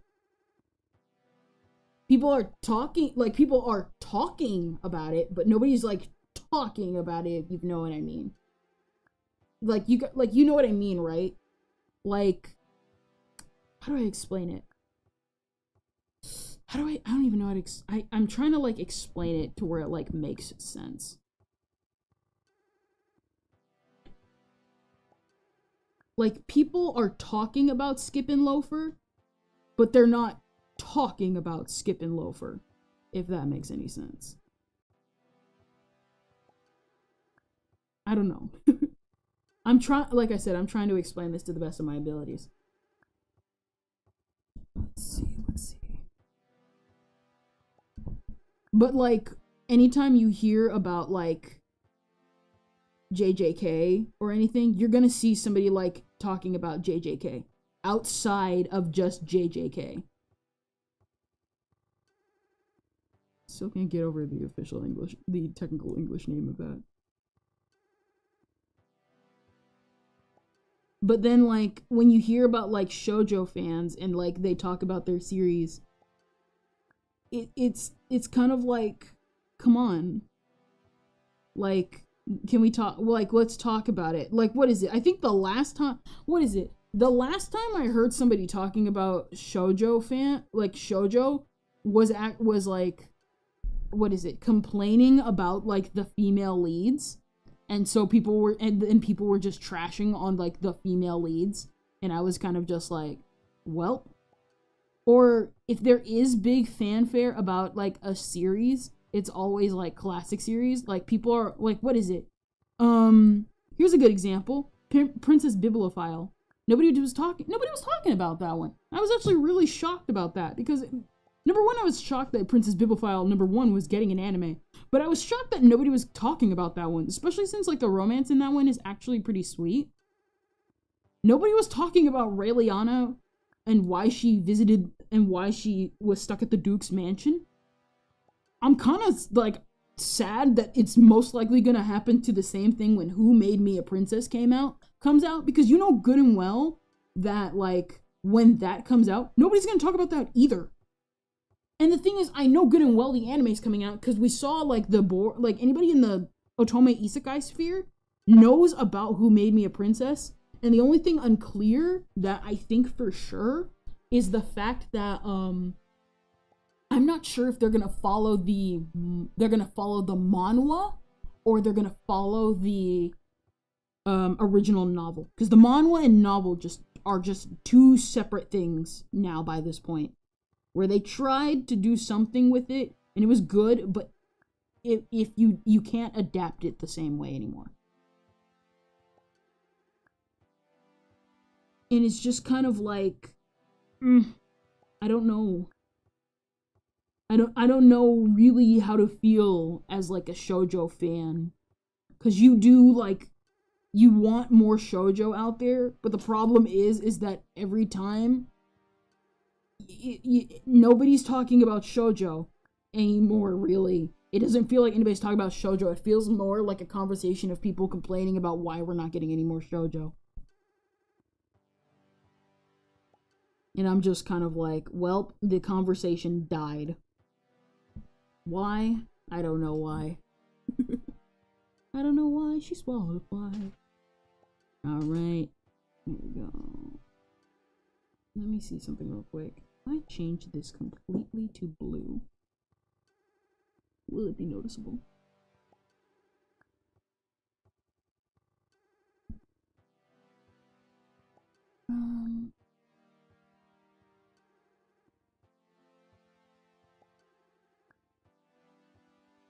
Not completely noticeable. It just feels, I guess like if really it just feels that way. I don't want it to though. I really genuinely want it to like like I said, it's mostly I guess my feelings on the matter when it comes to just like shoujo, because it really genuinely does not feel like shoujo fans are shoujo fans anymore. It just kind of feels like people just want an excuse to complain about like shoujo, but then like nobody talks about shoujo, and if they do talk about shoujo, it's always the same 5 series. And then like maybe it's just because I want to have nostalgia for a lot of series. Like I loved Sailor Moon. I couldn't really never get into Cardcaptor Sakura. And I get it. I just never could.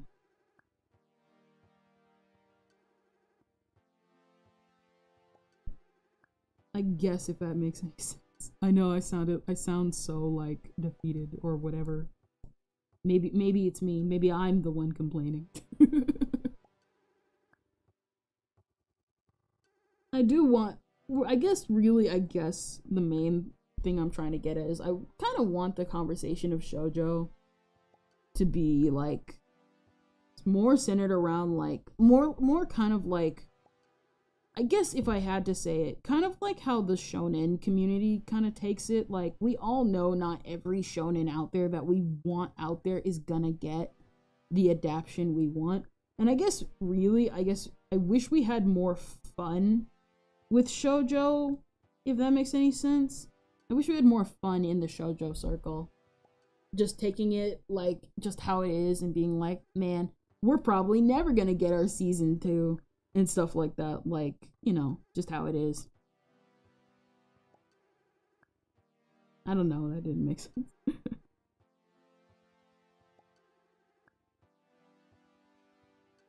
Let's see.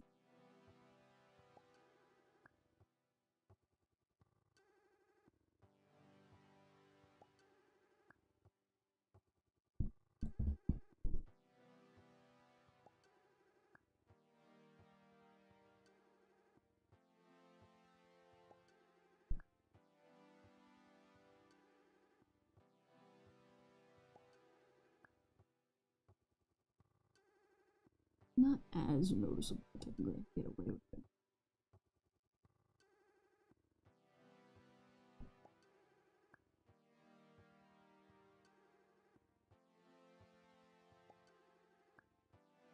I don't know. Maybe I'm the bad magical girl fan. Yeah, I guess that's pretty much what I want in the community. Just more like appreciation for like the shoujo we got, because even like in the shonen fandom and stuff like that, even if we don't get even if we don't like get the series we want, we still kind of like just make fun of it. We wish, we hope. What is it like? What is it like? How would I put it? I guess like kind of like the Trigun fandom. Let's be real here. Nobody took everybody wanted a new Trigun. But everybody took it kind of like a champ, and we waited and we waited and we waited, and then all of a sudden, we got Trigun now. And it's a really good series too.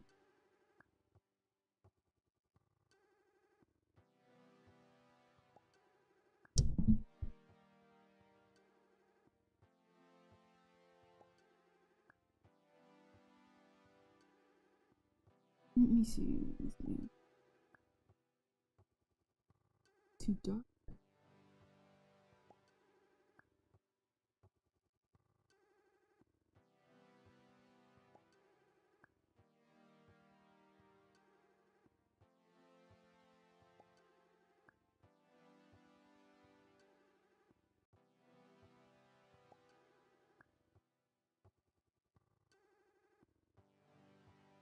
There we go.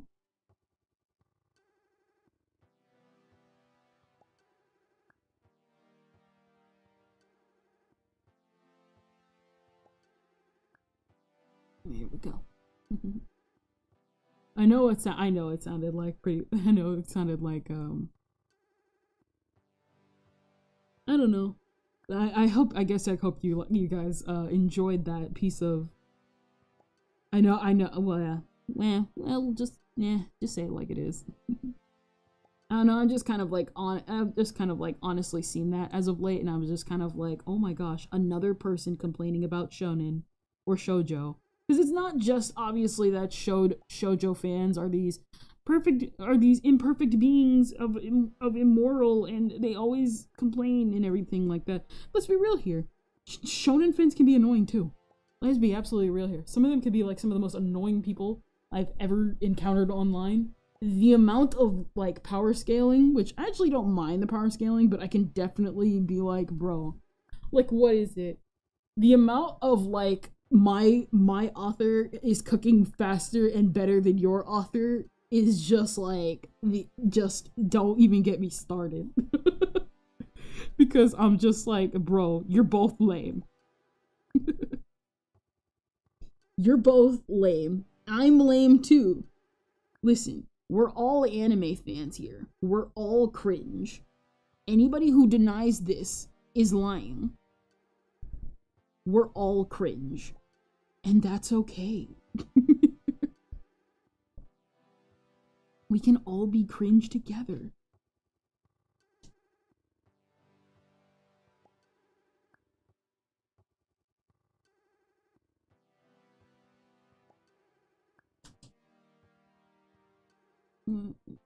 This.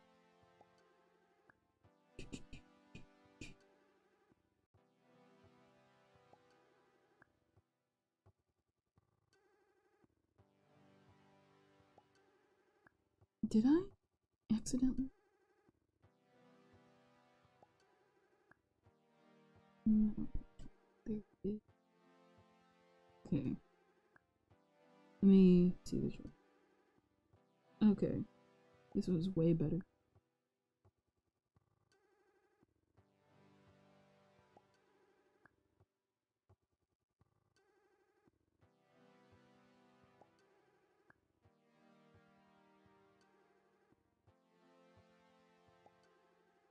Let's see. But we'll say though, I do like the magical girl community a lot though. To be more, I guess, positive. I do love the magical girl community though. I like how the fact that everybody like just comes together and is like, oh hey, have you heard of this magical girl series before? And we're all just like, no. Or they like include just all type of magical girl series. They include stuff like Winx and Witch, and just all around. I really like the magical girl community. Every now and like I know I like post it sometimes, like the amount of times I keep posting Princess Comet is just gonna make me blow up. I'm like, is there anybody else here who's seen Princess Comet? Please. Just I need a spare comet. Cause like, what is it? So like, to like explain Princess Comet. So Princess Comet is a magical girl series about this princess, you know, Comet. Or not Comet. Wait, hold on. Maybe I need a refresher too. Basically, it's about this little girl. She's from the is she from? I'm just gonna Google it. Princess Comet, because every single time I always remember the plot and then I just don't remember the plot. It has been a bit since I've read it though, so forgive me. Yeah, but like I said, like there's nothing wrong with like being a shonen fan, shoujo fan,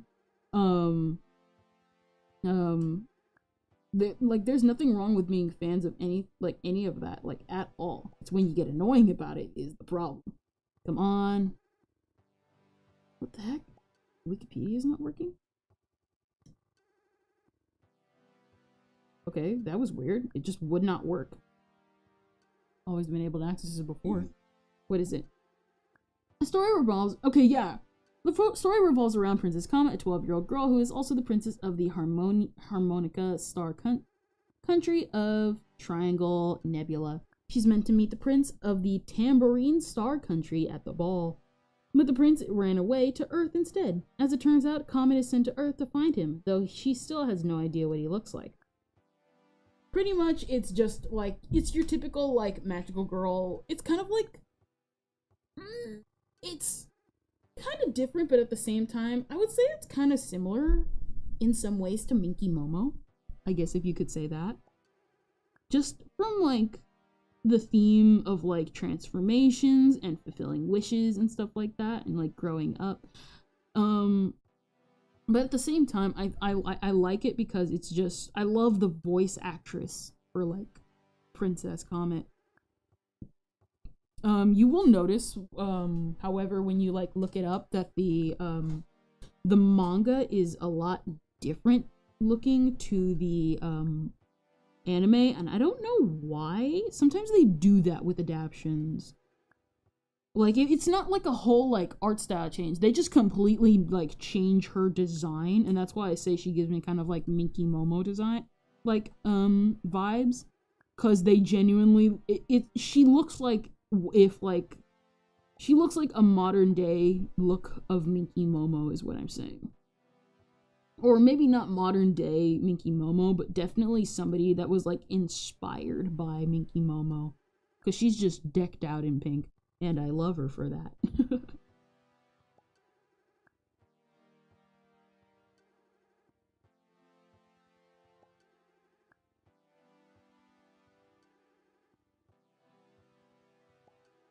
There you go.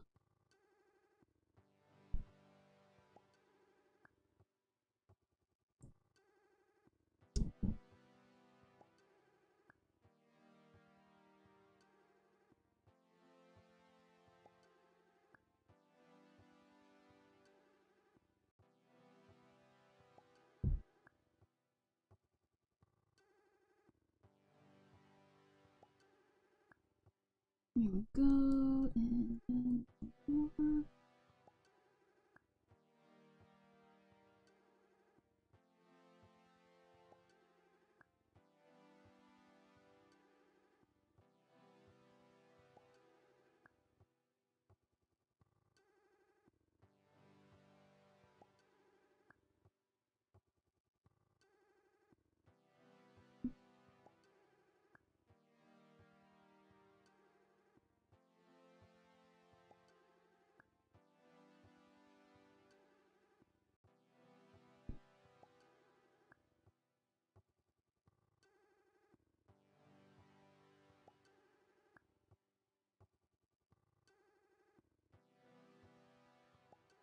Let's see.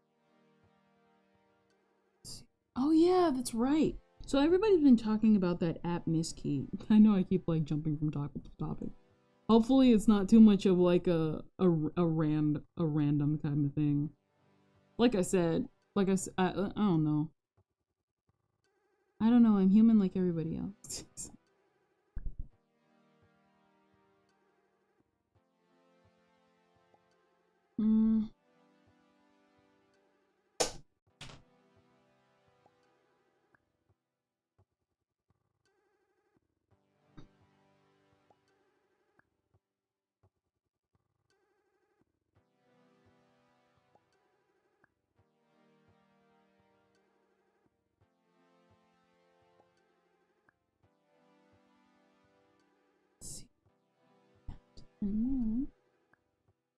There we go. Now that looks lovely.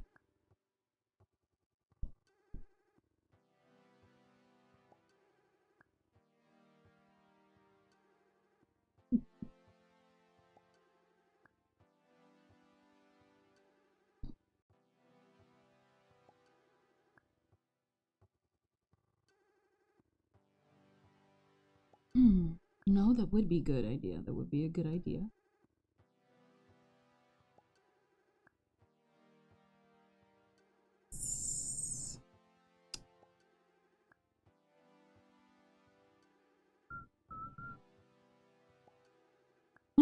Let's see, let's see. Miss Key looks great and the concept is great. It's built on Frediverse, which is open source and distributed. But the misskey.io site that everybody is using specifically says in their announcement they're blocking either EU because they don't want to comply with GDPR regulations, even if you sign up with a burner email or use a VPN. If you find out that if they find out, they just ban your account. Yeah, that's the one thing I was kind of like, that's kind of weird, but at the same time, like, it's understandable. It's kind of, you know, they just gotta do what they gotta do. Hopefully it gets ironed out in the future, because that does seem kind of weird, but at the same time, like I said, they just gotta do what they gotta do.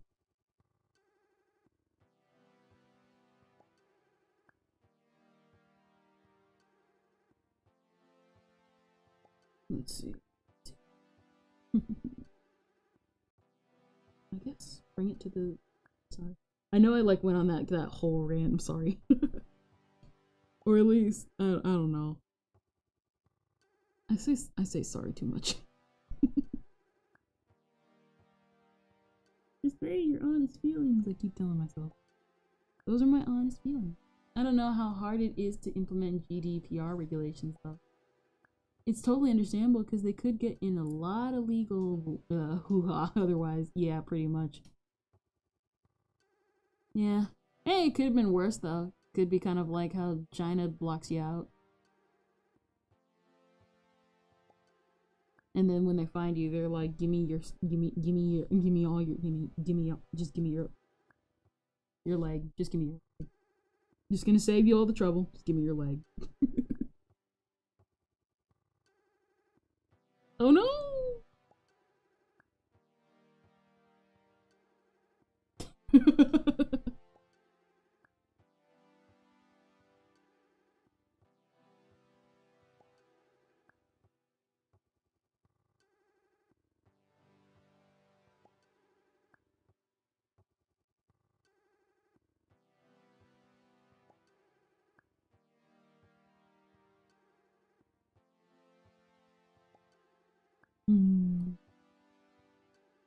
What's one more thing?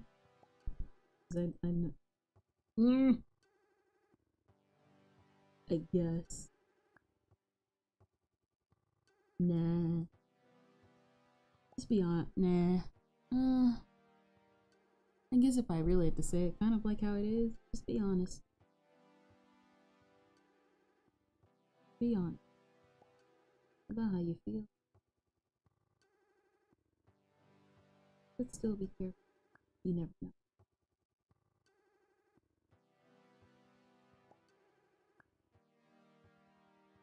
Be careful. Ugh, that sounds stupid. I know I like sometimes, what is it? I know, like, what is it? I know, like, every now and then I kind of go on this kind of, like, quote-unquote big rant about, like, just the topic I feel like not strongly about, I guess, but, like, I always kind of, like, end up going on, like, a huge rant about, like, a specific thing that I'm thinking about. And then every time, and, like, this happens, like, near almost every time. Every time I do, I kind of, like, end, and then I'm just like, was that the right thing to do? Like, what is it? Like, obviously, like, with what I did with, like, the shoujo thing just a moment ago. And then I, like, just try and, and then I, like, transition, and then it just, like, to me, I guess it feels awkward, but at the same time, it's kind of, like, how I feel. And I'm not sure, like, what to do afterwards, and then I'm just, like, I'm not sure. Should I leave the VOD up? Should I not leave the VOD up? That's just how I am. But at the same time, I end up doing stuff kind of, like, apologize or do something like that. And then I'm really not sure. A good rant and a ramble is always fun. True. I guess, I don't know. I guess I'm just kind of, like, just wondering if there really is such a thing as a good time, and when and where. But at the same time, there's some rants that I feel strongly and will always stand by no matter what. And then there's others where it's like, man, maybe not.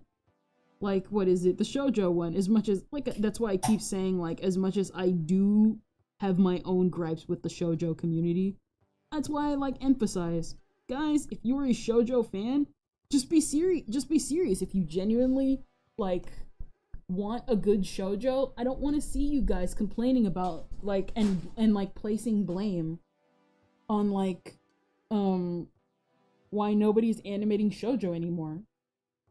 And even then, it's not that they're not animating shoujo anymore, it's just the fact that there's just not as many, like, immediate, hard-hitting shoujo out there. Now, there are really some really good, well-written ones out there that, I do feel like should deserve the spot of day again. A good example would be Yona of the Dawn.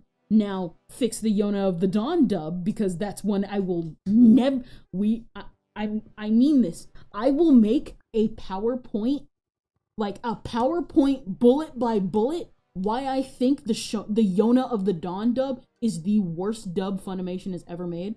Cause I was there when Yona was, like, when I was, like, what is it? Yona of the Dawn, when, Space Dandy and stuff like that pivoted the way for simulcasting an hour after Japan and stuff like that. I remember that. When, like, Yona of the Dawn was, like, fresh and new, and I wasn't able to keep up with all the episodes because I couldn't buy an account, but I remember when Funimation would air, like, the episodes for free back when, you know, they were based. But, like, and so I think something like Yona of the Dawn definitely deserves its spotlight again, because it is a really good series. And even though I didn't understand the political intrigue because I was, like, 14, I genuinely still did love Yona of the Dawn. But if we talk about that dub, I'm gonna be on fire. And there are other series that I really love. There's a reason why I keep saying, like, if you are a shoujo fan, go to the josei, literally go check out a josei. Joseis are basically more complex shoujo. A good example, Jellyfish Princess. I will always vouch for Jellyfish Princess because it's one of my favorite, it's one of my all-time favorite joseis of all time. Because I remember when Jellyfish what is it? The dub is solid in Jellyfish Princess. Maxie Whitehead, the voice of Alphonse Elric from Full Metal Alchemist, really gets her dues and spotlights because she's a really good voice actress that I feel like deserves, like, a lot more love out there. And like, I just think she deserves a lot more love than just playing, like, the occasional kid character. And just, like, I learned a lot from Jellyfish Princess. Like, I never knew what, like, cross-dressing was when I was, like, a kid. And, like, Jellyfish Princess, I was like, huh. People do that? I didn't know. And then, like, what? Like, and then, like, what is it? And then when it does, and then, like, I think also kind of one of the reasons why, kind of, I guess, kind of, like, a positive ish type spin on like what I was saying. I think one of the reasons why kind of like shoujo doesn't like shoujo isn't as popular as it should be, and this is subjective obviously, is the fact that I don't think, at least to me, I don't think shoujo takes the necessary risks that it needs to. And you're probably being like, what do you mean the necessary risk? I'm talking like what is it? For like shonen, they have to take the risk in some areas where it's kind of like, what is it? Something like Jujutsu Kaisen and something like Chainsaw Man is risky because they do stuff with their protagonists that you would really most likely see in like a seinen. You gotta take, I guess if I remember correctly, every opinion is subjective. Hey, music boy. Hello. We were talking about kind of somehow sometimes like I go on rants and I'm not sure what to do most of the time when I go on them. And like how a lot of them are kind of like scattered. Like I have them pin perfect in my head, and then as soon as I think of them and try and spew them out like hours later after I've built my argument, it falls apart. It's just, I think shoujo needs to take the necessary, like, not, like, what is it? A good example, something like Oshi no Ko should not really succeed as much as it does, but it takes necessary writing risks. When Act Age was still around before the incident, it took a genre risk. Like, cross-genre. There's a reason why something like Yona of the Dawn is as popular as it is, because it's not just a shoujo, it is a political shoujo. Something like Fruits Baskets is also something that's like really out there, because it is not just a shoujo, it is a mythology type shoujo with a lot of emotional like stuff coming to the forefront. My thing with it is the fact that shoujo and everything is not a bad thing. I just feel like it doesn't take risks. And then when they do take risks, they're not celebrated when they do take a risk. At least compared to something like shonen. Look at Mushoku Tensei. That thing had like the most degenerate protagonist and everything. But because the studio that was new put out something that was really good, like for Mushoku Tensei, that was, yes you do, a lot of effort. Exactly. Yeah. What is it? Like, how do I explain it? For Mushoku Tensei, it wasn't just a genre or even just a risk in the way. Number one, they picked something out that was like would immediately grab them because they saw the potential. But it was also like a studio risk. It was a protagonist risk. You gotta make a protagonist like Rudy really believable, especially with some of the stuff I've read. Because like, bruh, let's be real here. Everybody does not like Rudy. If you go on a forum and stuff like that and you give someone the initial premise of Mushoku Tensei, and you tell them what the main character did before he became the protagonist, it's like, ew, why would you make that a protagonist? And that's also one of the reasons kind of why, like, I think shoujo needs to take risks with some of them. Like, what is it? One of the, like, a series that's been, like, on my watch list is After the Rain. And it's about this girl who fell in love with this older guy. And she's like 16, 17.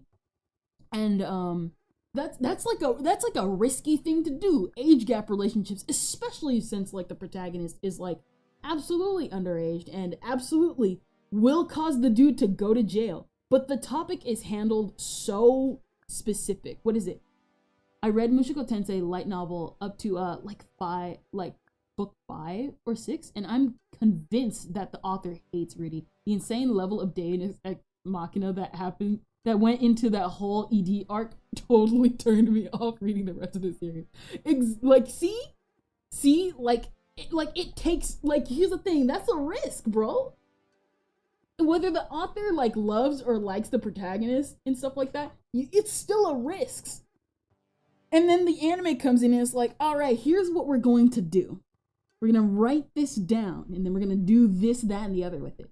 And kind of like that. Hold on a quick second. I'll be right back after this intermission. I'm going to be right back.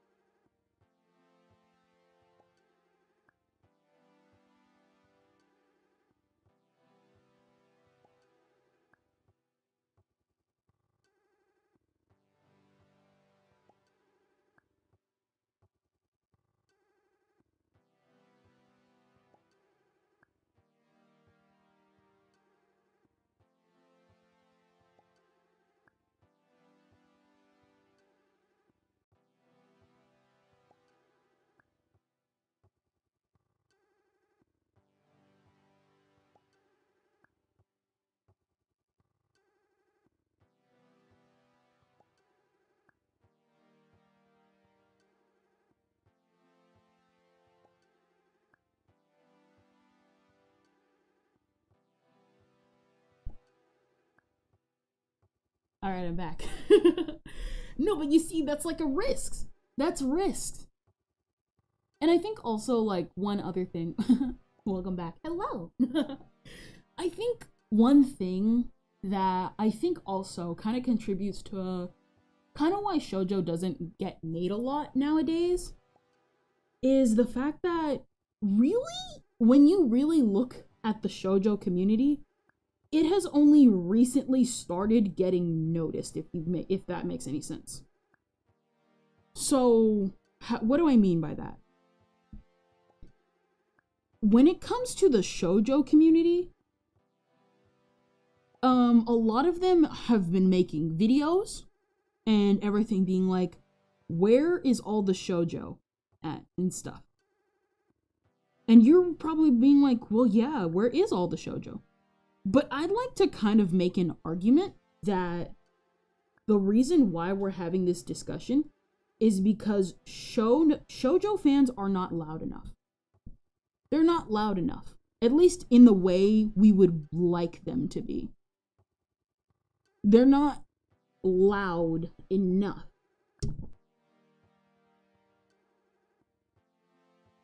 Like, how do I put this? When you, like, and like, when I mean loud enough, I mean, it has only recently have dedicated shoujo videos started genuinely popping up. Like, shoujo dedicated, like, magical girl dedicated, stuff like that. DBZ fans, like, you look at DBZ fan communities, they have, as much as, like, think of, like, here's the thing. Power scalers, lore dumpers, lore explainers, the latest manga chapters coming out. That's been permeating YouTube since the days of AniTube, starting even before the anime man stepped on the scene. And it came in various qualities and stuff like that, but people were talking about it. Where were the shoujo dedicated channels? Like, genuinely. They were there, maybe. They were there, but, like, it wasn't that there weren't any shoujo channels. It's just the fact that, like, you know, now, what was there to talk about? There's Kimi ni no Todoke, but, like, nobody really talks about that anymore. Like,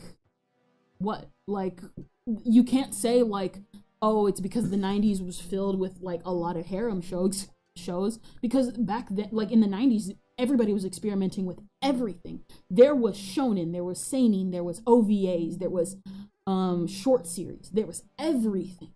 There were female protagonists all over, like, the 90s. and the 80s, and really, like, you genuinely, like, look at it, and where were the shoujo fans? They were talking about shoujo, but they were not talking about shoujo. Not in the same, I guess, dedicated passion as, like, a modern shoujo fan. And that's kind of sad to me, because it's like, we really genuinely could have, as a community, as a genuine shoujo community, been out there already. But nobody was out there. Nobody was out there. Nobody was talking about anything. Not at all. And then what ended up happening was they came, they went, and now only recently have, like, shoujo fans genuinely, like, are, like, sticking their necks out there being like, hey, I want a shoujo dedicated channel. I want to know the history of shoujo. You've had your shoujos, like, come and go. Like, a good example, Skip Beat. Nobody talks about Skip Beat anymore, and Skip Beat's been going on since forever. I remember genuinely, like, what was it, like, the week before last week, before I went on vacation? I remember we were talking about shoujo, and I looked up what is the longest running shoujo, and I got so many confusing answers. I tried looking up certain shoujos back then, like Glass Face and stuff. I can't get definitive answers on some of these shoujos, because the shoujo community is not as loud as they should be. Now, can they? Yeah, absolutely. I genuinely think that with enough hard work and stuff like that, the shoujo community genuinely, like, what is it?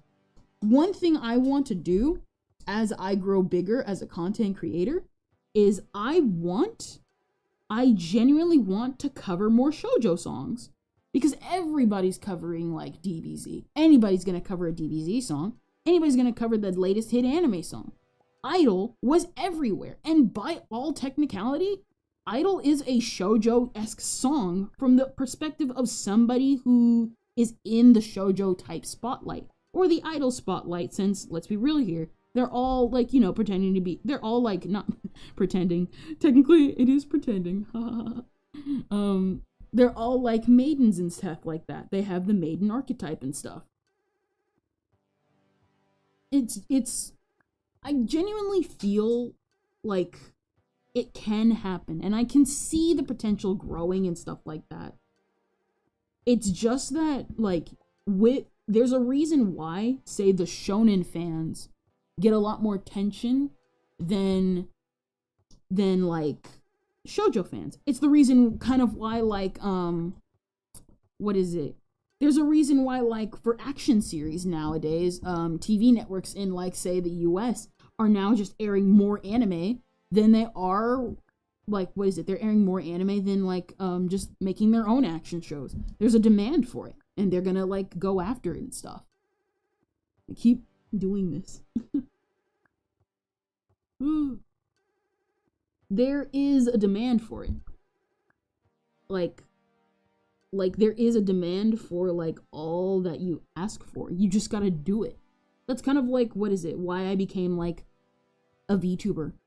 Because as saturated as this market is, and I know good and well it's gonna take, I can't, like, what is it? I can't be Iron Mouse and I can't immediately blow up. I'm not gonna be some of the Hololive girls and I'm not gonna blow up and stuff like that. Not immediately. But one of the reasons why I came onto the platform, just like any other person, is because there's a demand for whatever content I put out there. I want to cover some of the songs that people don't cover. Eventually, when I get my, when I get my setup running, I want to cover specific Vocaloid songs that nobody covers because, well, nobody's discovered them yet. I want to do specific things with what I do because nobody's done it. One series I want to give, like, the time of day? Shadow's House. I love Shadow's House. I gotta catch up with it again, but I love the series. And the thing is that as much as I love songs like Nine, Shall We Dance is one song that genuinely deserves its due diligence. But nobody was talking about Shadow's House. Nobody was talking about Shadow's House. And that made me kind of sad. Because Shadow's House is a really good series. and it deserves its praises. But, you know, nobody's going to talk about it. So what do? I want to talk about it. I want to genuinely talk about my favorite series and be like, oh, hey, I love Shadow's House. I love Shall We Dance. One day, and this is a project I'm saying for like the far, far, far future, I want to animate a music video for Shall We Dance. It'll take a long, long time. And I know good and well it's not going to be easy, but I genuinely want to make that MV real. I want to make that music video real because I have so many ideas for the series.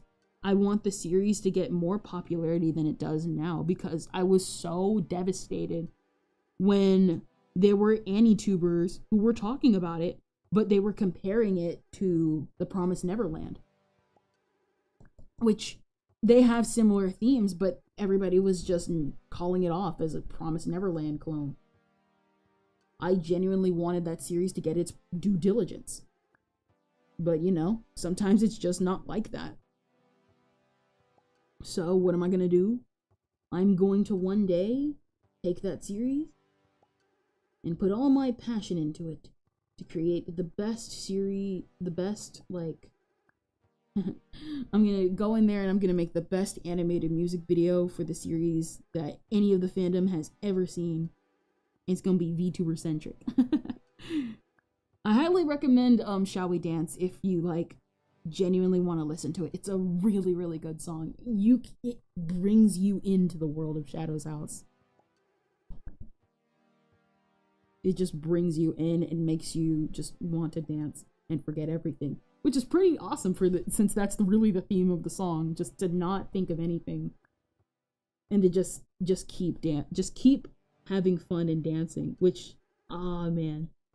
And it'll probably be made by the time the manga's over. But I will be happy with it. And so will everybody else, because it means Shadow's House deserves its due diligence and praises. Encourage me, guys. Encourage me. And then there's, like, what is it? There's, like, other things I want to do, too. Like, Ophelia Saga. What is it? I want to, like, 3D model because I want to do this is like a, not an old series, but, like, one series that, like, it makes fun of itself is what I'm getting at. It makes fun of itself so much. It's called Now Come. Or, oh man, what was it called again? Like, it's one of those, series with, like, the really long names.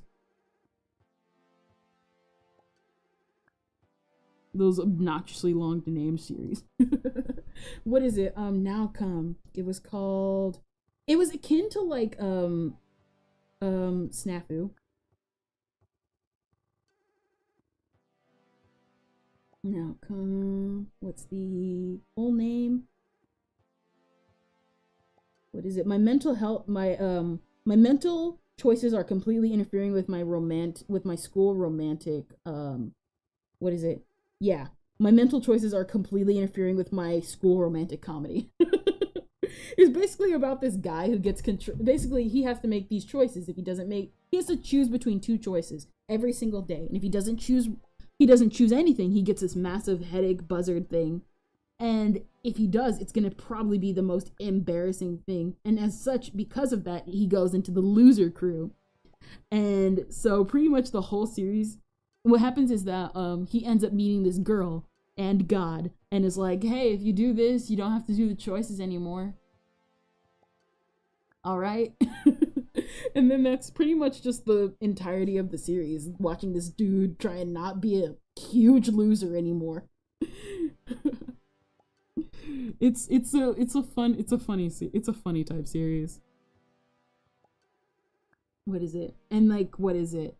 I wanna like get a bunch of VTubers together and we do like an English cover of Ophelia Saga. I gotta pull up Ophelia Saga. Their idol uniforms are so beautiful, like genuinely beautiful. Gosh, I still have that pepperoni pizza thing up from earlier. Ophelia Saga. here we go, Ophelia Saga. I love their outfits, their idol outfits. They're so cute. I'm gonna make my model wear this one day. We're wearing these, guys. We're wearing them. Let me save this real quick.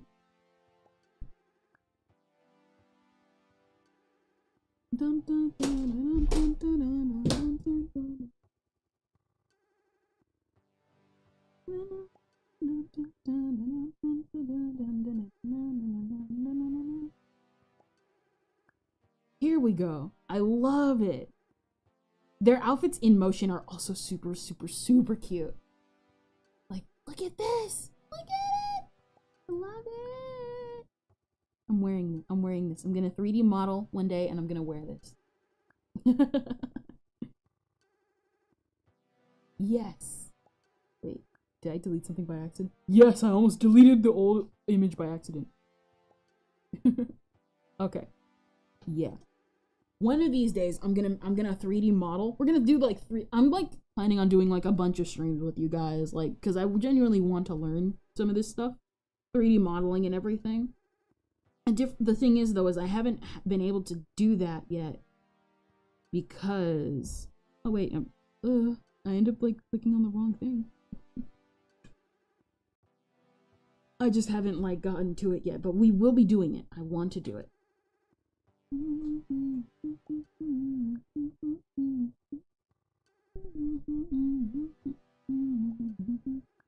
Pretty much, I guess, what I'm trying to get at with this whole like rant thing that I did, just starting from beginning to end, is if you're gonna do something, like, just take the risks.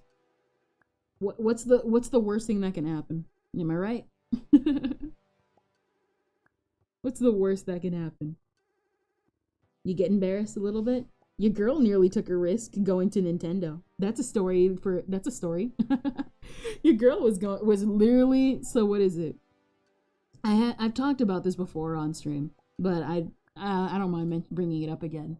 When I was younger, I had this PowerPoint presentation for Nintendo.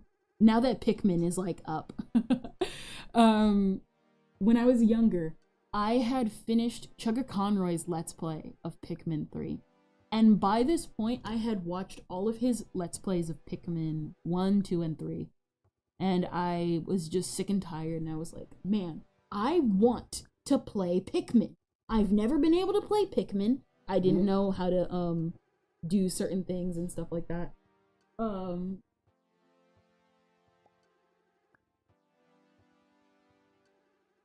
on. I'm getting a text message.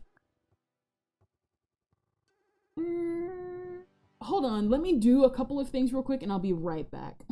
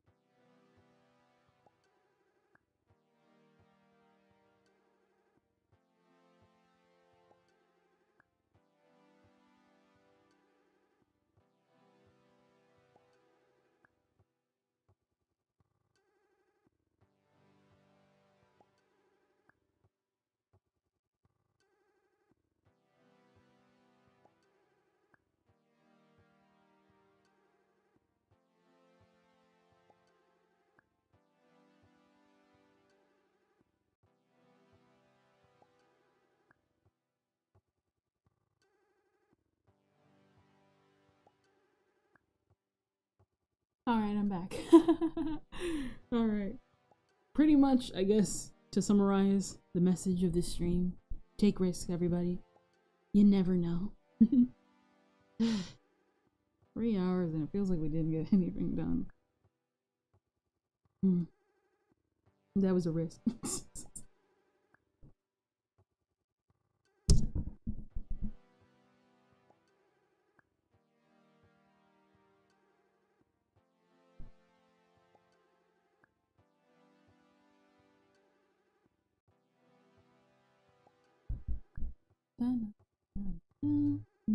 I've been like having this song stuck in my head for like days on end.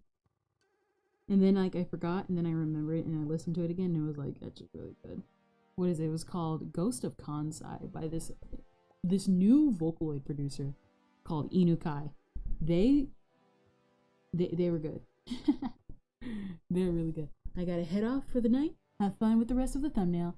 Have fun too, the Zykes. Thank you. And have a blessed day.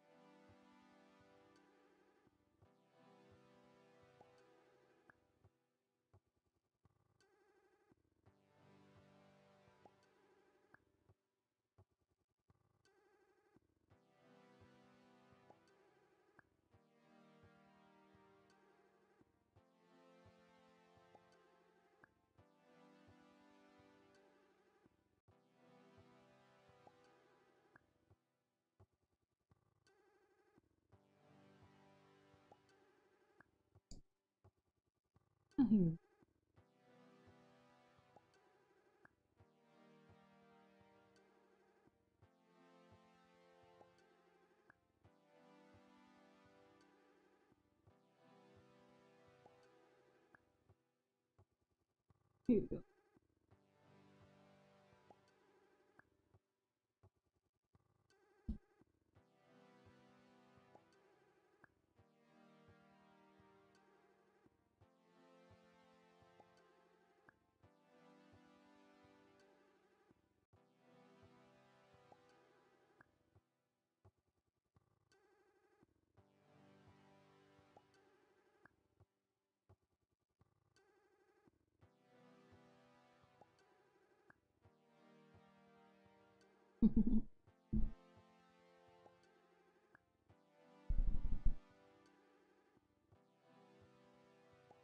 Not gonna lie, I'm kind of, for anybody who's still here or maybe even seeing the broadcast now, this old broadcast, I don't know.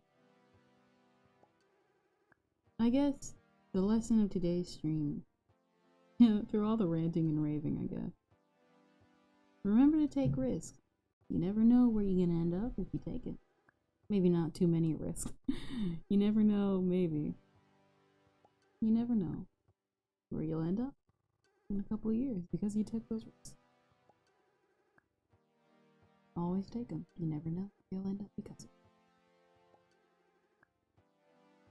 of it. Just like me, taking the risk to continue this thumbnail. Who knows?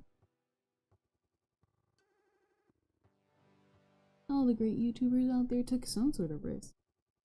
Some risking their careers in a negative way and a positive way. Some even just flat out just saying that maybe, hey, they don't enjoy things anymore. Some living up the dream and then eventually retiring. Some maybe even just going home and going.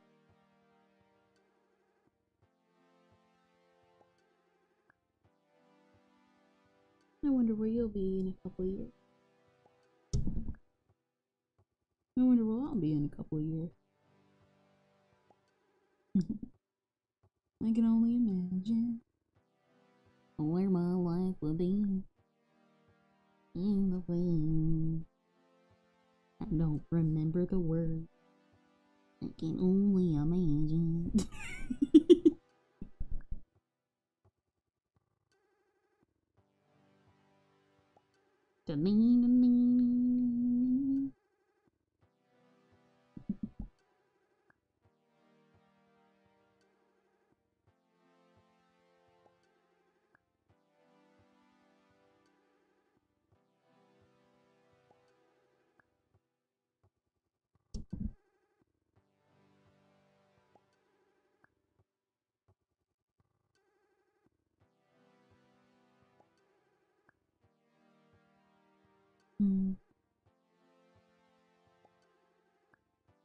Maybe I'll be better at like microphones and stuff. Let's let this be the time capsule episode. Let's let this be the time capillary. The time capillary episode.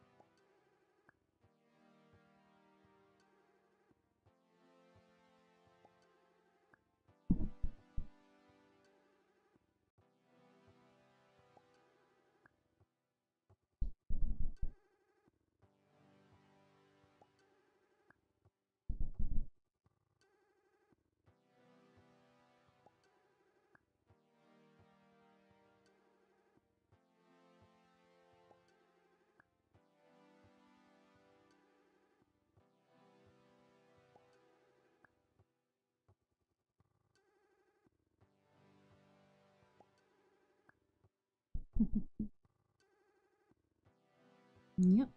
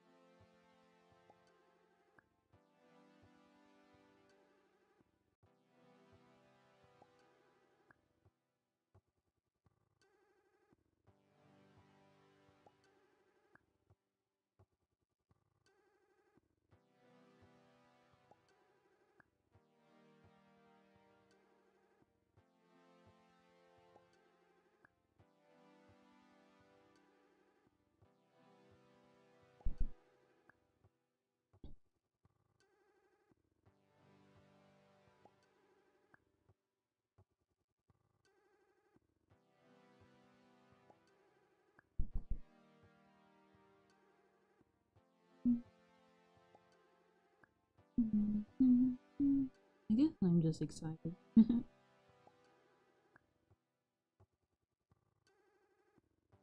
Don't know. I guess that's catching up to me now, huh? I guess. I don't know. I don't know what I guess. I guess. You guys are awesome. Don't get parasocial. I should tell myself. Kendra, don't get parasocial. If you do that, you're gonna end up. I don't even know. You're gonna end up too attached. You're gonna end up getting too attached. Each. But I want the attention. Can't do that. Then you know regret it. Nah. If I do one thing though, we're definitely doing that Beyblade stream. Now that I brought that up earlier, I brought that up hours ago. We are so doing a Beyblade stream. I can't stand Beyblade, but I love Beyblade so much. I love it so much. It's so dumb, but I love each and every one of the Beyblade duos. It's Beyblade. You can't do anything wrong to Beyblade. Huh? Well, that was weird. My PC went off and then turned back on. Don't do it again. Duplicate that. Lower it down. And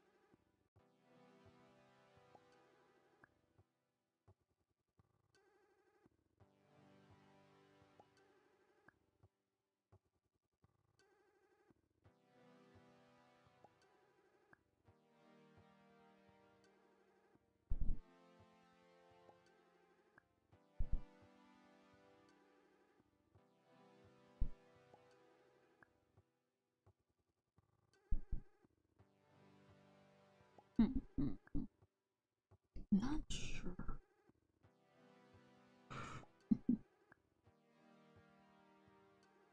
My had a vision is it's in a progress.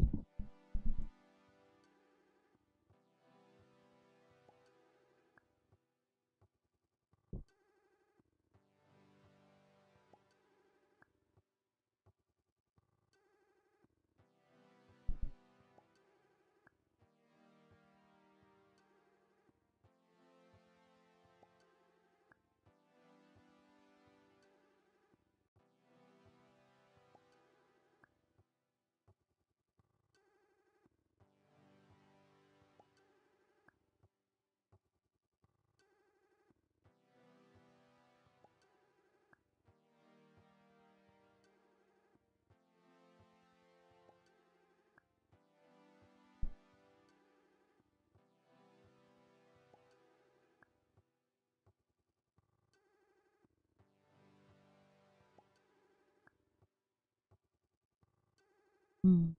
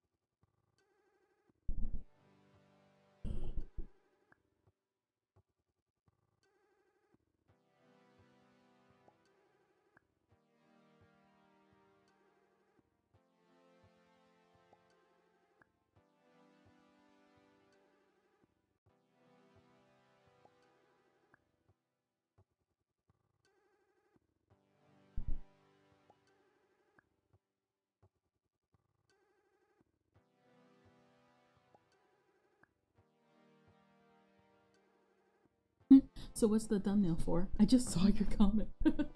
It'll be for tomorrow's Epic Yarn stream. It's for the Sweets World. Sweets World is my favorite, so I wanted to make a dedicated one. I already have technically a thumbnail prepared, but this one came as an inspiration while I was on the plane. So yeah.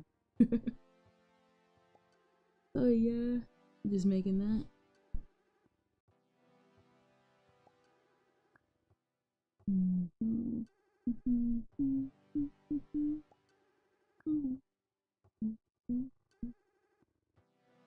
Oh, shit.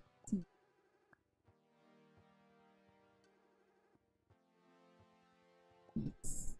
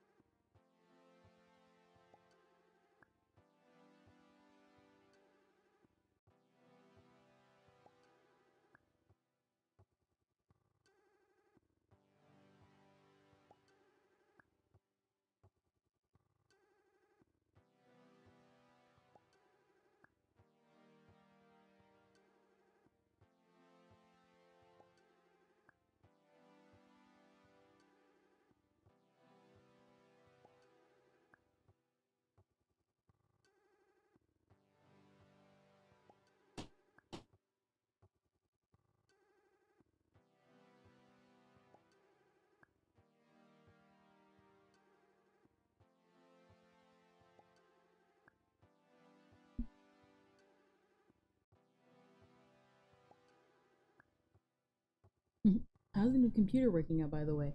Oh, pretty good, actually. I'm actually kind of shocked by how efficient it is. I didn't know a computer could run so fast. Did run into a bit of a hiccup, though, in some cases. Only because, the girl's still kind of new. And she's learning. She's learning. Small hiccups here and there. You know? Kind of going with the flow.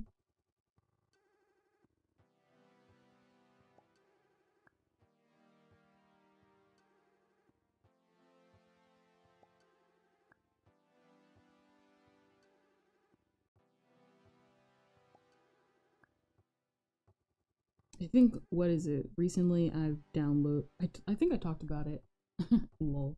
I think I talked about it. I downloaded DaVinci, and I've like pretty much been getting as many programs as I can remember. For that project I was talking about behind the scenes and stuff, I decided to switch to Premiere. No, not to Premiere. I decided to switch from Premiere to not switch from Premiere. It's a new computer, it's not supposed to pick up. Only like because like I downloaded not like I just gotta like probably like touch up a few settings and then it's like good. But like a good example would be sometimes it loads a little slow, but I'm pretty sure it's because all the things are trying to pop up all at once from what happens sometimes on the computer. Kind of like that, if that makes any sense. Let's see.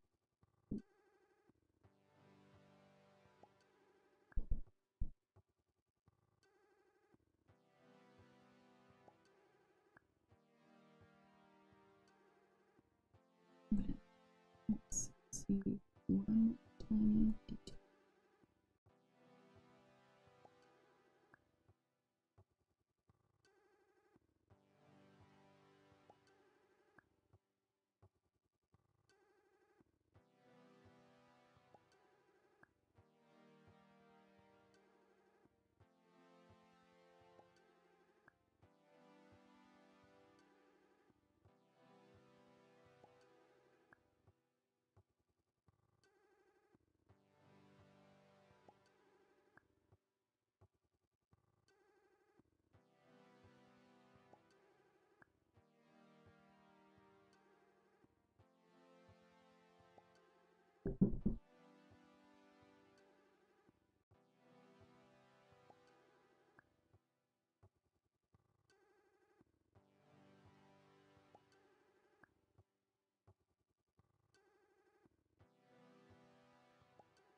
There we go. Did you get any antivirus for it? No. If it wasn't that obvious. Definitely probably should look into that. That's probably why. Still want to be careful. You never know. You never know. You never know. Oops.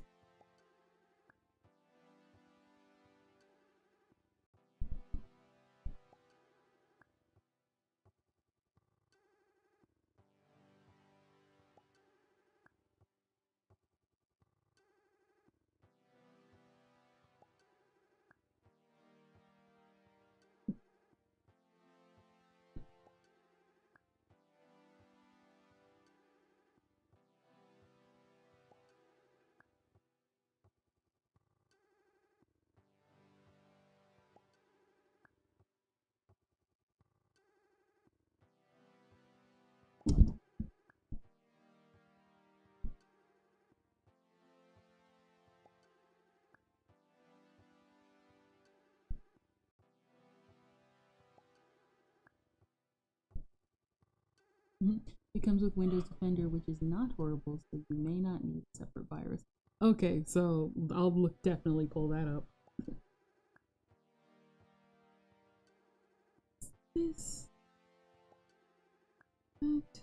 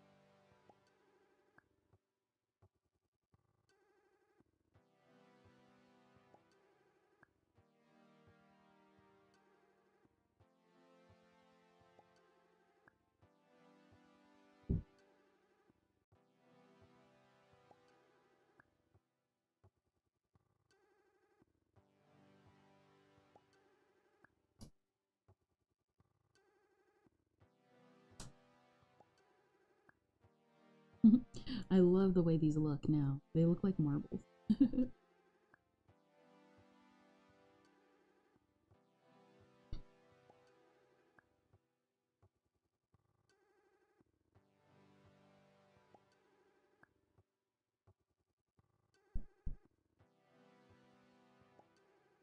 It look good. Thank you.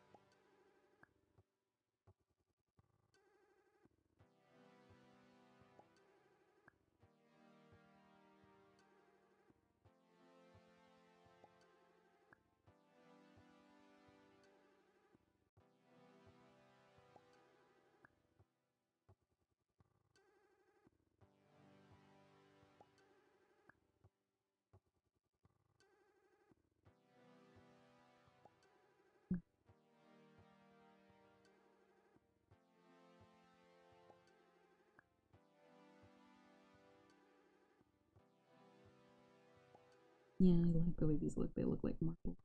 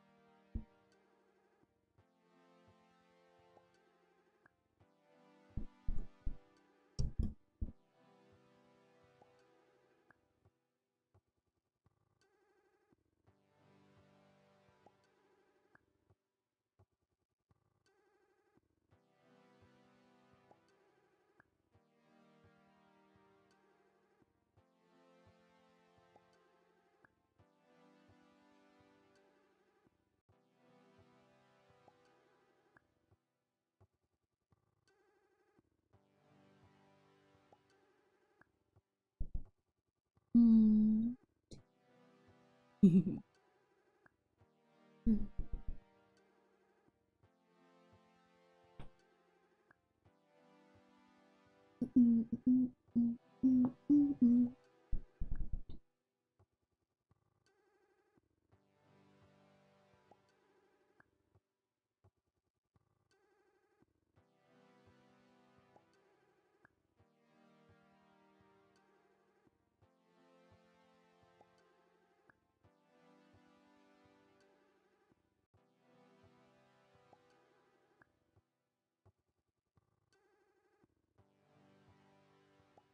go.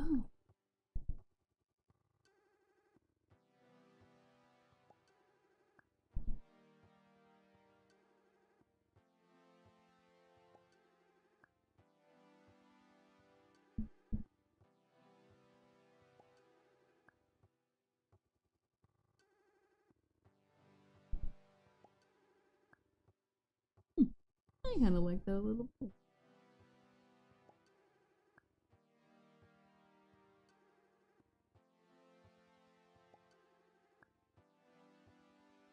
Little matte bead.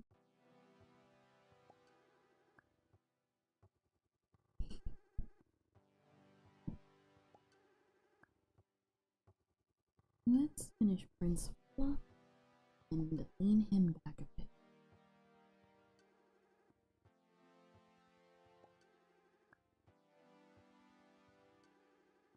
Do do do do do do do.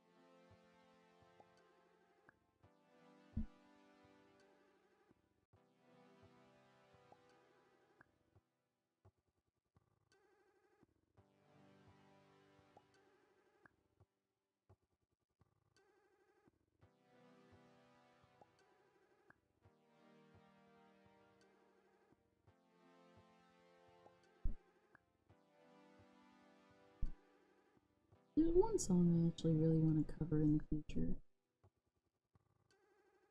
It was by one of my favorite artists at the time. Well, she's still technically my favorite artist, but I guess not so much as nowadays. Her name was Yanagi.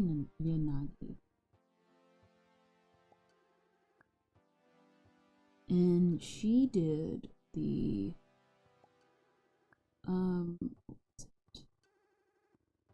she did one of the opening themes from Monogatari.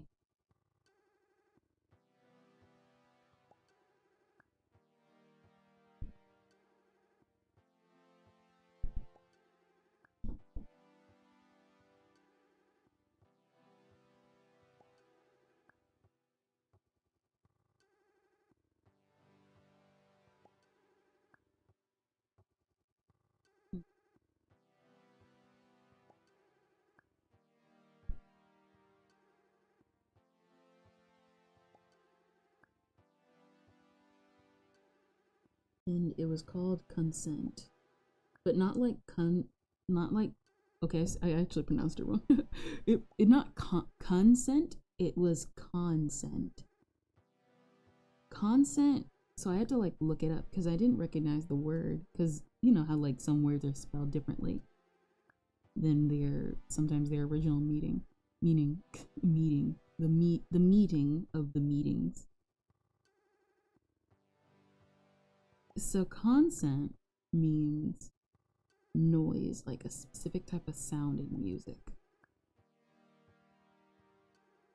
And I love the song, but it's super underrated. So maybe in the future we'll be able to, words are spelled odd often. Yeah, pretty much. I want to do a cover of that song one day. Mostly because it like I said, it's one of my favorites, and it's a kind of weird. It's a really pretty weird song, like the best kind of pretty weird, or not weird. I guess I'm not sure. I just really want to cover it one day. I highly recommend. What is it? It's spelled CONCENT. You gotta put that C. Yanagi. Consent. And if you spell it any other way, you actually still will get the results. It's just probably like not what you're gonna expect.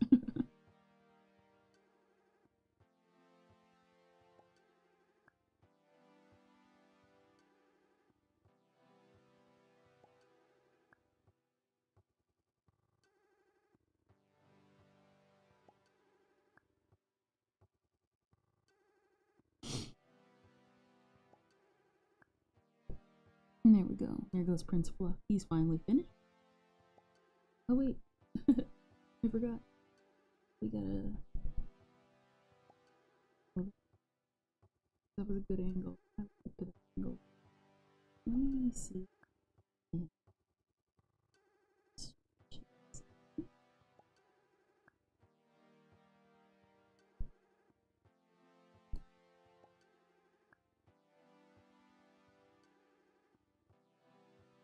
There we go. Nobody will know. Nah, but it's one of my personal favorite songs. It's definitely something I highly recommend. It's been one of my favorite songs since I ever found it, really.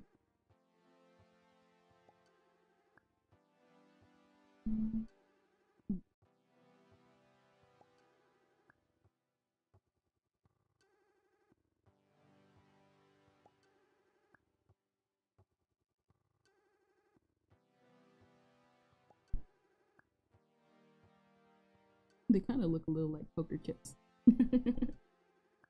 Little ice cream melon balls. Oh, he's still not technically finished. Well, we'll do that. I'll do probably that off screen, but right now I want to at least get the bases done. Little blueberry ice cream.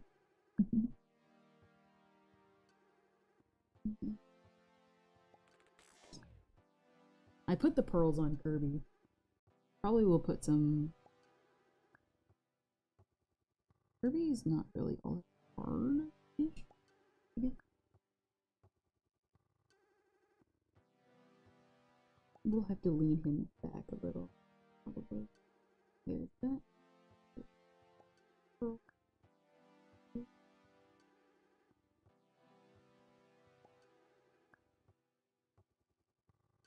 This is green. Well, this is orange. And pearl. Okay, that's me. This is Kirby. So getting close. Here we go.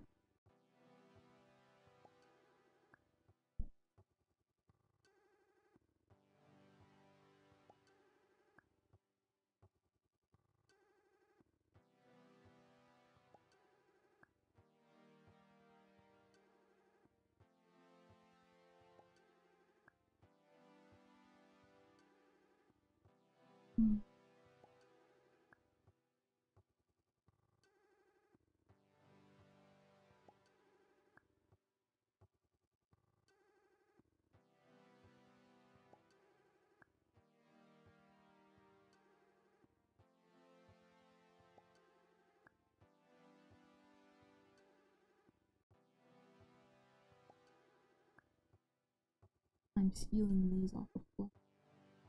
Sorry, Quack. It must be.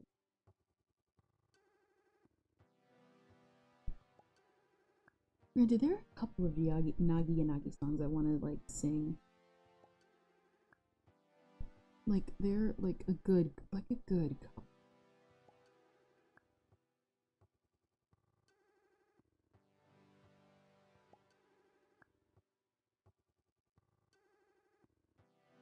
What is it? They're like Jun Maeda songs. Jun Maeda.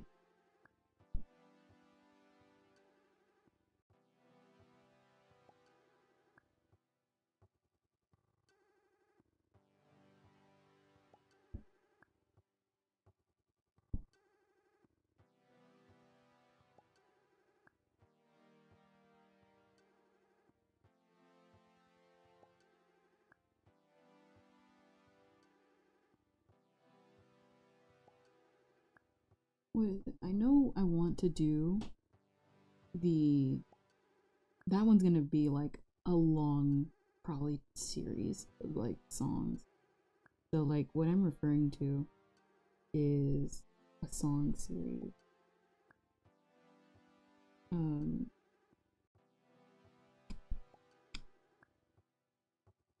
It is basically, how do I even put this?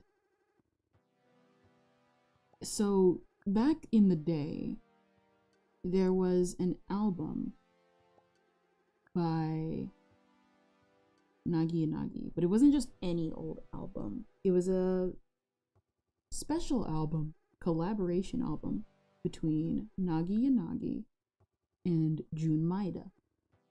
And anybody who recognizes that name knows that that is the writer, creator for a lot of works at Key. So Clannad, Canon, Air, a lot of series. And obviously, with having such a big name on board, people really, really loved the album by like a lot. Myself included. But obviously the album, if you couldn't guess, has it was already kind of obscure. You pretty much just had to be a Jun Maeda fan to sort of love the albums anyway. But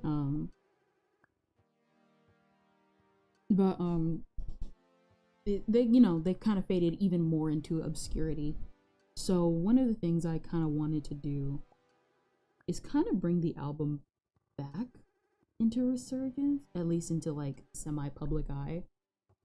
But I want to do it at the right time. I guess say, I don't know.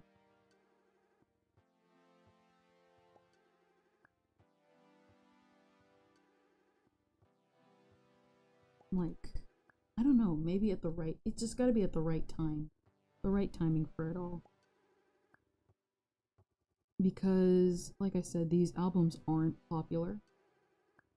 And you always want to make sure you do stuff at the right time, because if you don't do them at the right time, they just either fade further into obscurity, or nobody really cares for them anyway. And that's something I don't want to happen, because I do love these albums a lot, the album a lot. They ended up collabing again a few years later, but I gotta actually like listen to it, because these were like, the reason why they were popular was because they were anthology songs. And of course, you know how anthology songs go. Popular. But unfortunately, you know how it is.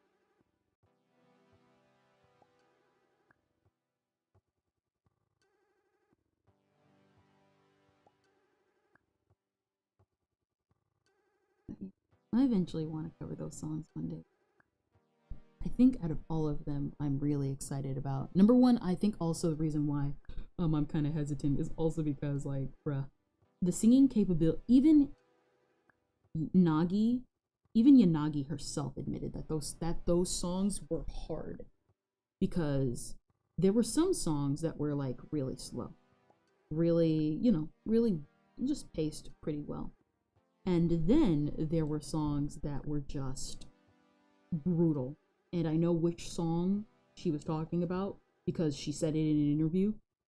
It was called The Invincible Soldier. Oh my gosh, that song is so good. But oh my gosh, is that song so fast. And I can keep up with it. I can semi keep up with it. Not by much though. Not by much. But I can keep up with it, and I will eventually cover it. That will be a promise.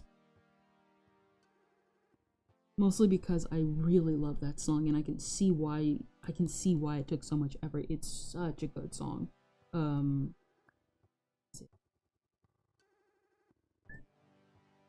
highly recommend it. If you have the time, go listen to The Invincible Soldier. It's such a good song.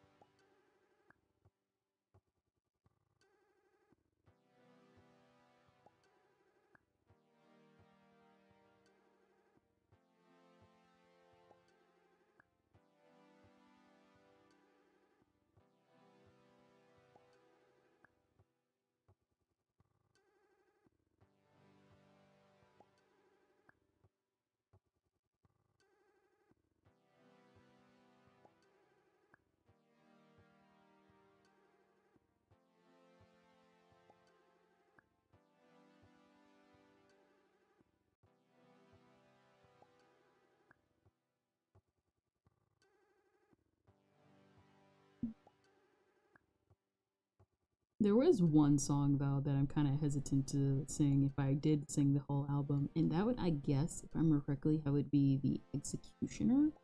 Not because it's a bad song, I just think the song is lame and corny. If I had to say which one was the weakest song, it would have to be that one. It like I said, it's so cool. There's like, okay, how do I even explain The Executioner? It is the most, like, I can't believe this is actually a June Maida song, because it's like I said, it's corny.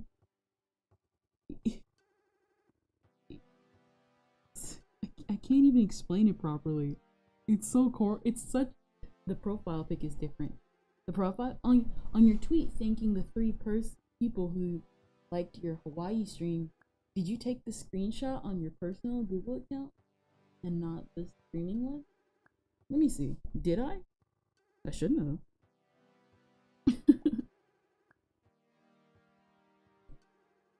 Did I?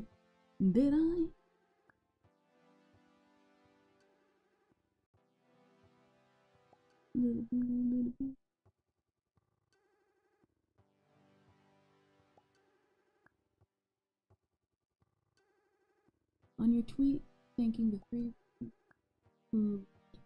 Oh. I was like, huh? Oh, okay, yeah.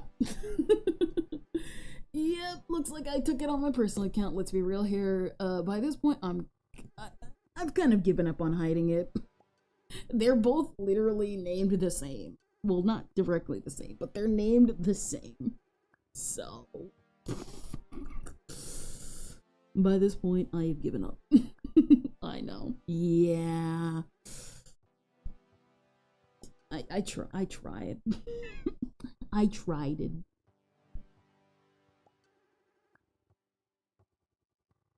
Let's see, to do that, and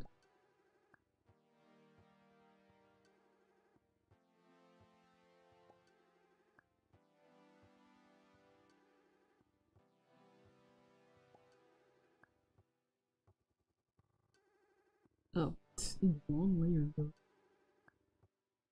I already knew about that account, so I knew immediately what happened. Yeah.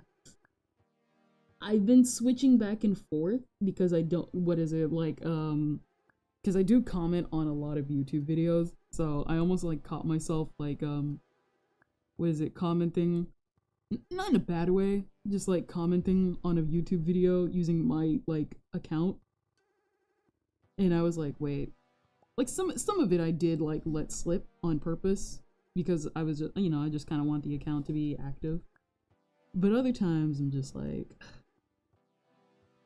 better copy this so I can paste it over here and blah blah blah blah blah.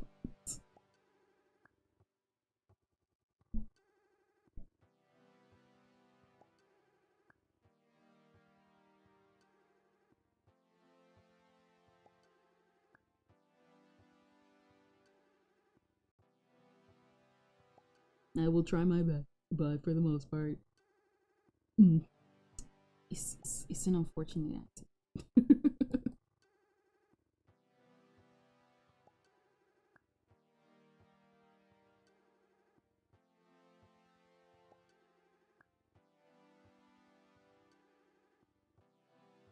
Making them a little wonky.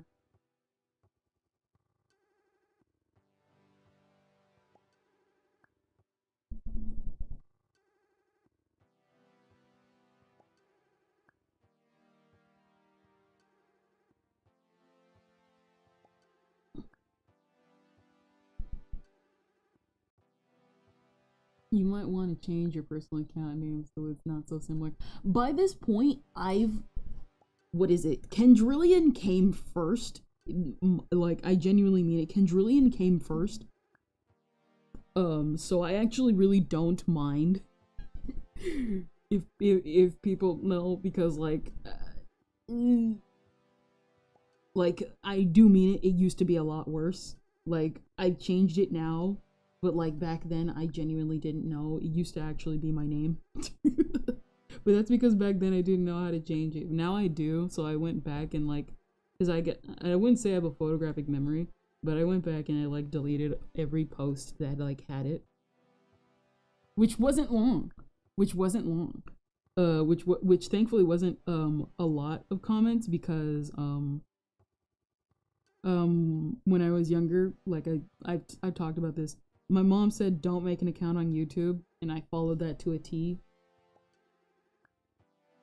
Paid off in the end is all I'm saying.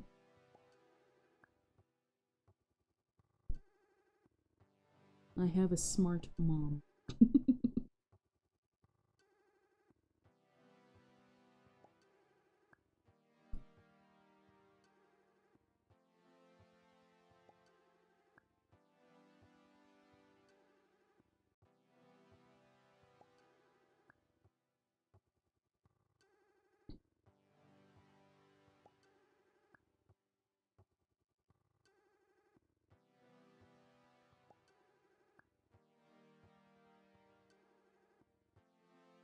What was I saying? Oh yeah, we were talking about the executioner. Was it the executioner's lover? Either way, the song is corny. I'm sorry. I make fun of the song. I genuinely mean it. Go listen to that song. That song is corny. There's a literal chorus of this dude walking back. Like, okay, how do I explain it? So the executioner. So you guys probably might like the song. You probably might not like the song. But basically the song is about this dude. He fell in love with this girl. There was this, he was an executioner. Tough crowd. And what happened was that he was tasked with executing this girl. He looked like this girl he liked. He shot her free. And then he ran away with her. And then she stole his money. And then there's like a whole musical bridge of just guitar. And then just like, what is it? It goes on for like a minute. I'm not even sure. I'm pretty sure Jun Maeda had a brain fart when he came up with that, because the amount of like nothingness that chorus brought was just mind-boggling. It was just fun. It was just funny.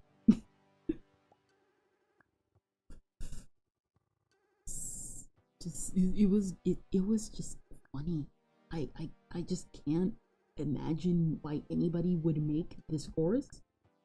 It was a chorus of literally nothing.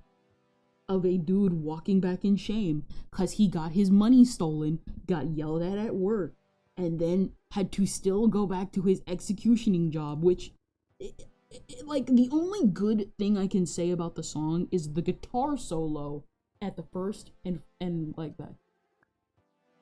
Wait, your personal account has more subscribers than your streaming account. Don't worry. Absolutely. The day I surpass my, what is it? I would say that before I started streaming, my account was pretty popular. Not a lot popular. Not your, what is it?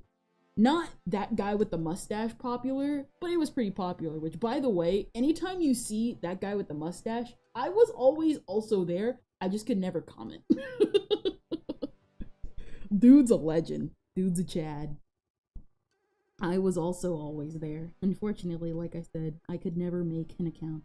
That being said, that doesn't change the fact that I was also there. So I should be famous too. But unfortunately, I'm unfortunately not so lucky enough to gain a mustache.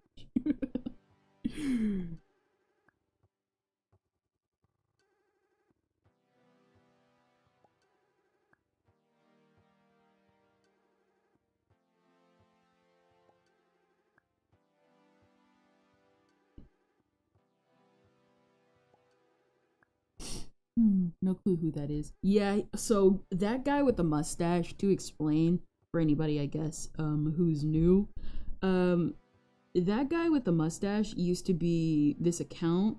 So there were technically two accounts. There was that guy with the mustache and that guy without a mustache. That guy with a mustache would comment on pretty much just any video. And he got he was just that was why he was popular. He would comment on so many videos related to anime and stuff like that. And And everybody liked him because, number one, he always had like a based take. He was based, he was awesome, he was cool, he was funny. And so that's pretty much all his account was. Nothing too special, but everybody liked seeing him in the comment section. There are other comments that are like that too, like there was this Undertale comment. What is it? There was this one comment that had like, it's still around, the Chara Undertale pic. That one. I know they hang around like the Game Explain comment section a lot. If, like I said, had I been able to actually make my account back in the day, I would have been able to be also that person, but like I said, unfortunately your girl's not famous. She was a good Christian girl.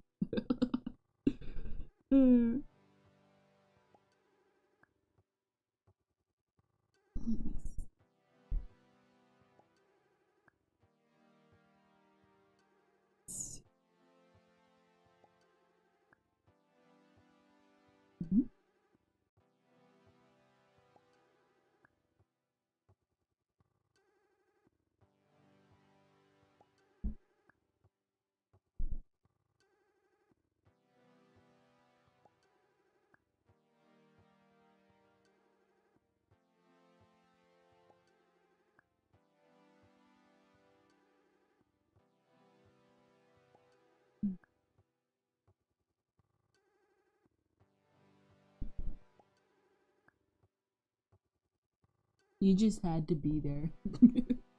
If that makes any sense. You just had to be there. They're technically still around. And stuff like that. You know, you just, like I said, you just had to be there. You had to be there. If you weren't there, then you just don't get it.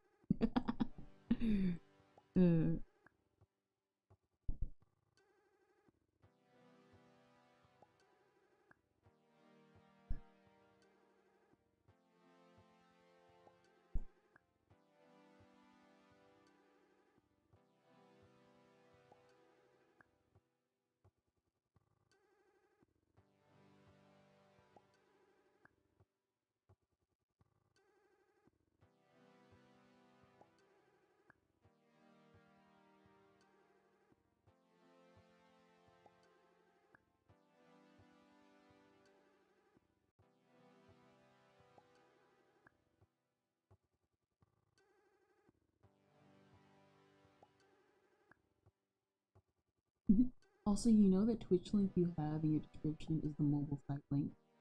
Yes, yes, yes, I was doing it through mobile. Does it still work or nah? If it doesn't work, then I'll fix it.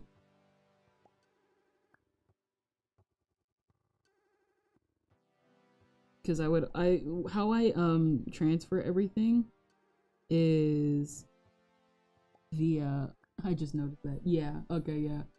How I pretty much do stream announcements and stuff like that on my phone. So yeah.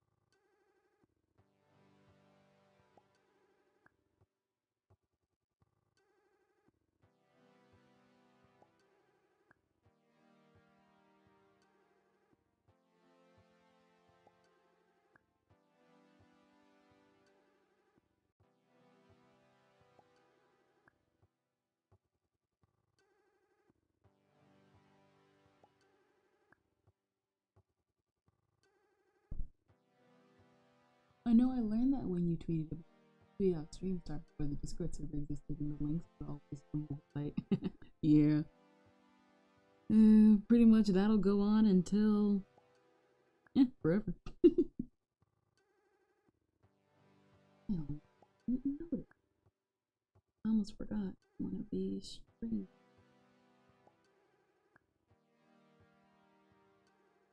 Down.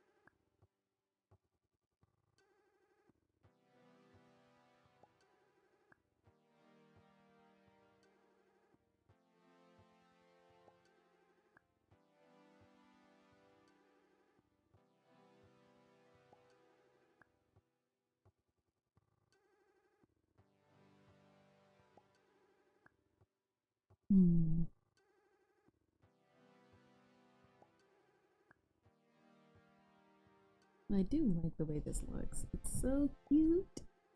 I will always be proud of this. Watching a couple years, I'm like, what was I thinking? What was I thinking?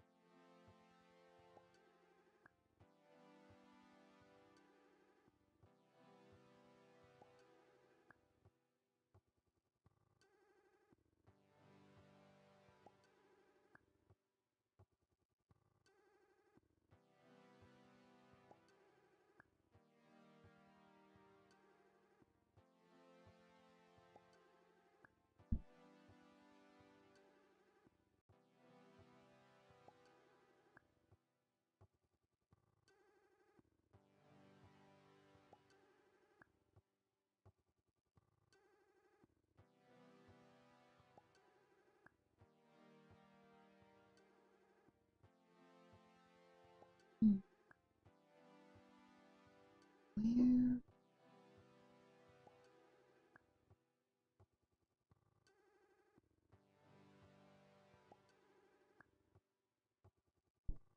I never put them.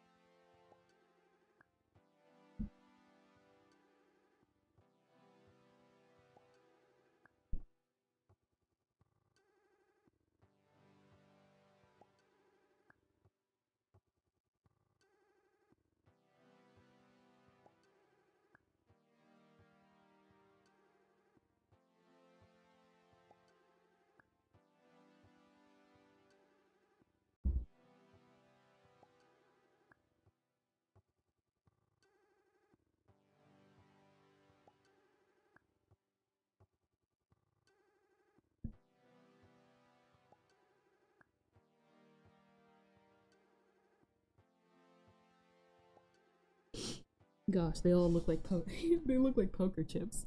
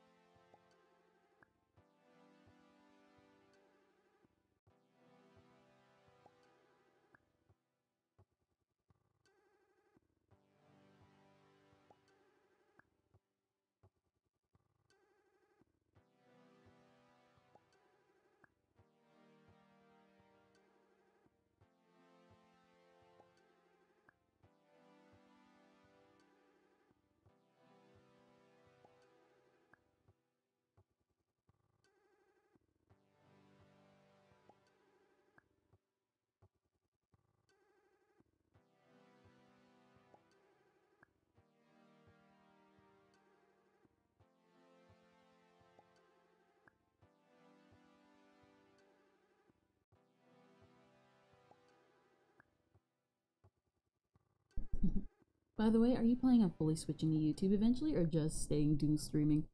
My plan was always to dual stream, no matter what, even if Twitch decides to kick in, because I know good and well this ain't gonna last forever. It's just mostly for like, cause I know good and well. I know good and well that if Twitch goes downhill, I'm immediately switching to Kick. I just have YouTube like right here and everything so that I know what to do to practice for dual streaming.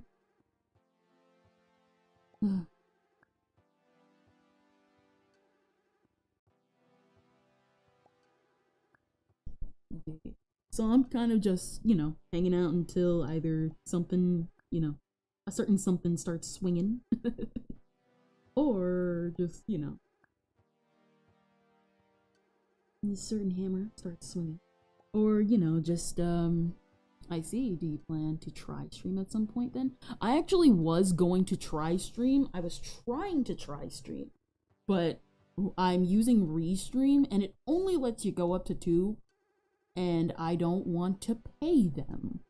Because your girl doesn't like to pay for things that should not be necessarily paid for.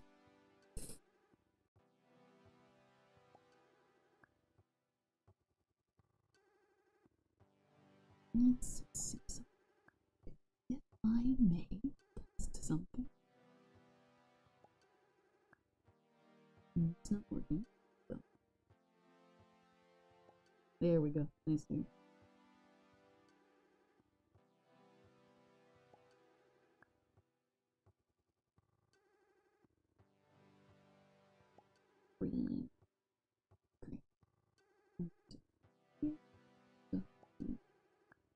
Oh, you're using software to dual stream? Yes. Once I tried using a Twitch plugin, but I was unsuccessful. Let's see. White and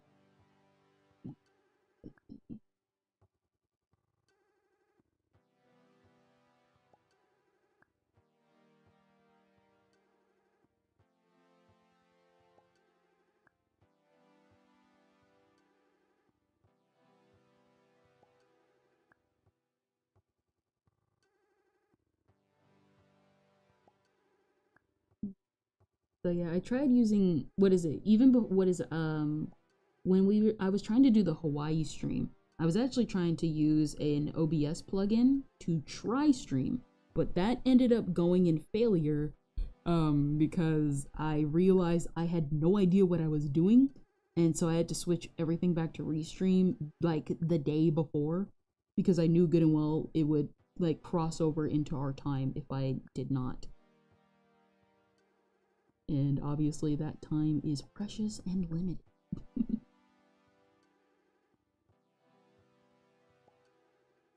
Our time here on this platform is precious and limited. You must know when and where to do it. Because if you're not careful, you could screw yourself over. And that's exactly what I almost nearly did.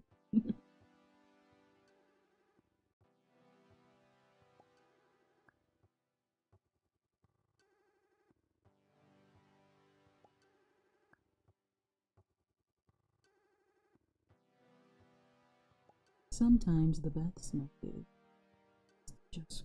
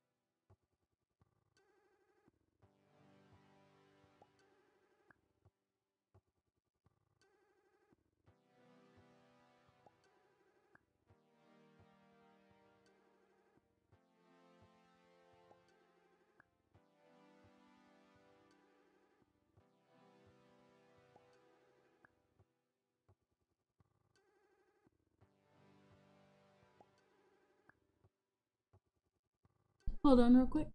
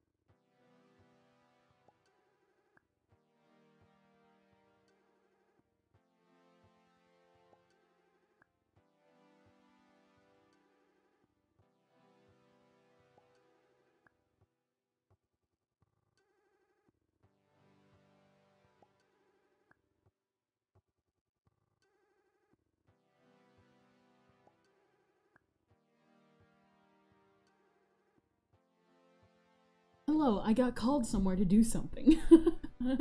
I thought you were doing it through OBS. Most people I know who multi-stream, you just use OBS. I'm gonna switch to OBS. I just didn't know what I was looking at, so I just kind of quit while I was ahead. I just quit while I was ahead so I didn't screw anything up. Kinda like the way it looks.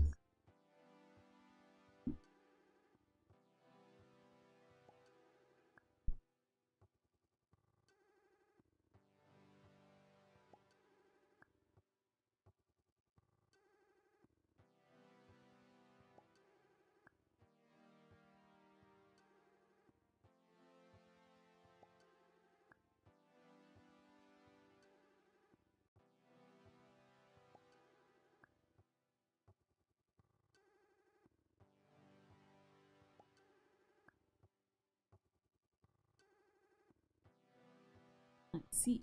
Yeah. So yeah, we will be eventually switching it. Mostly because I do not really want to play Restream. I refuse to. I am who I am.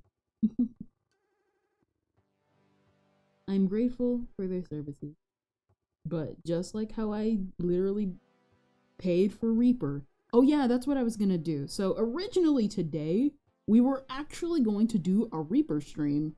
But I knew I had to get this done first because, well, it's tomorrow. We're streaming Kirby tomorrow. Kirby comes first. But, yeah.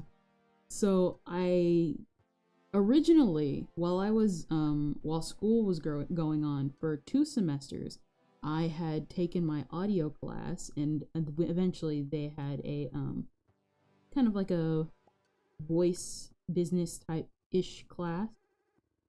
And what happened was that we ended up just using we used Premiere, you know, we used Adobe and stuff. And so what happened was that obviously took advantage of the school's like software. Did my project that I talk about sometimes, and then I would, you know, we would have fun and upload. But the thing is that I do not plan on doing another class with them. I loved them. I loved their class. They made me so happy, during this semester when stuff was going on. That's why, like, you know, the hiatus stuff that was going on in the background. And to say I am like grateful that I met them would be an understatement. But I also know that eventually, you know, times come, you just gotta go. And so pretty much, I decided to leave the class. And the thing is that I knew good and well that if I left the class, I no longer have access to Adobe, and I refuse to pay. So I had to switch to a new program. And I switched to Reaper because I've heard some pretty good stuff with Reaper. And so the problem with that is obviously now that I've switched to Reaper, I gotta learn Reaper. That's one of the reasons why that thing in the background, that project I keep talking about, has kind of come to a halt this summer because I do not have Adobe anymore. And I gotta relearn Reaper, and the kind of stuff is just going on where I'm like, looks like I probably will have to cancel everything. I want to fulfill a specific promise, so I'm not entirely sure if I'm gonna quit the project just yet, at least in its current form. It'll surface online and stuff, but eventually. But for right now, in its current form, I got nothing.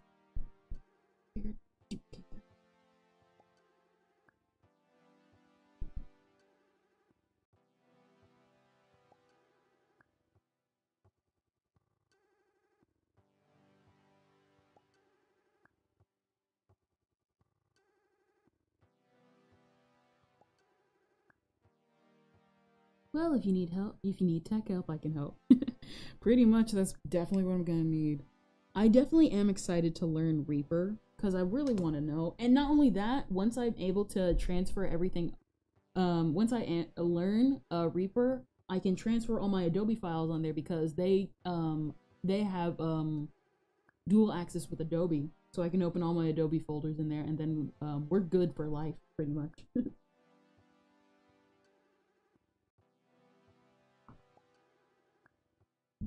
I brought food because I was hungry. I say these are turning out pretty well. Pretty well.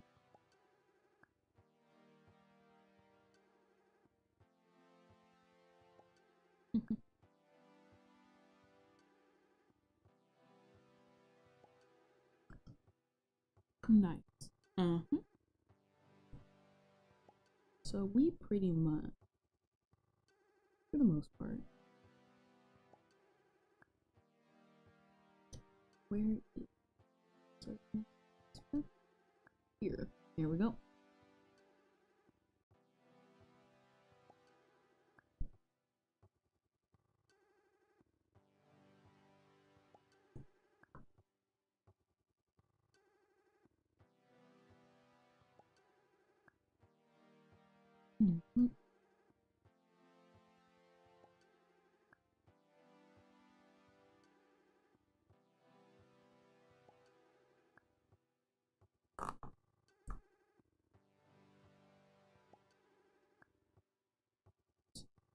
Something real quick.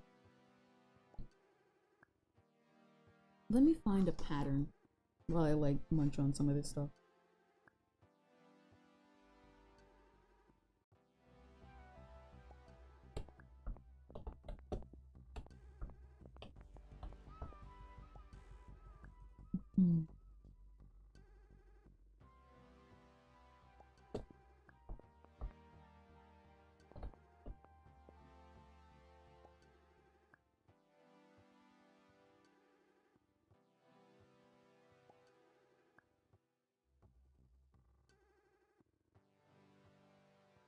No, I like it.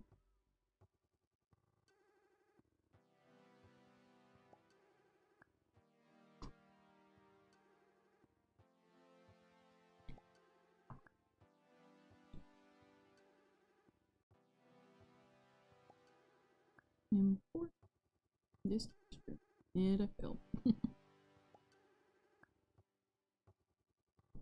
There we go.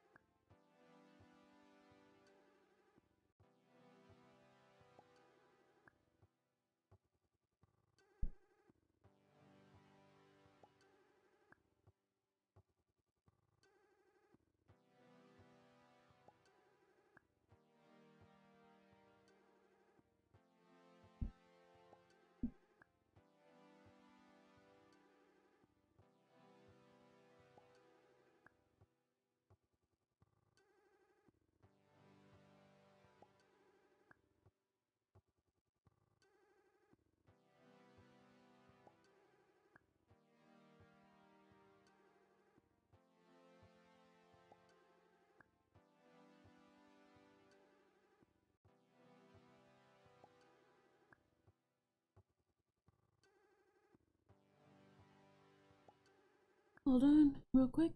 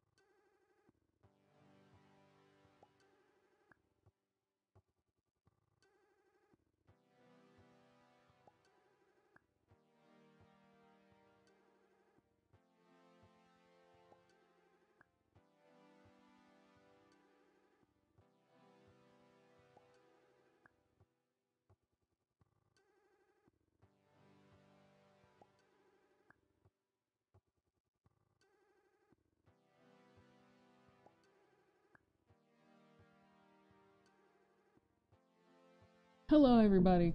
Looks like it's time to go for today. I think we got a good amount done. I know when it comes to art I'm kind of slow with it, but I still have fun talking with you guys and stuff.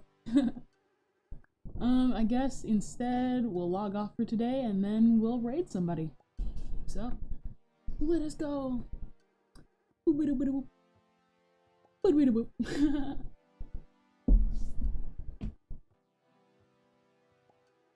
Let's see.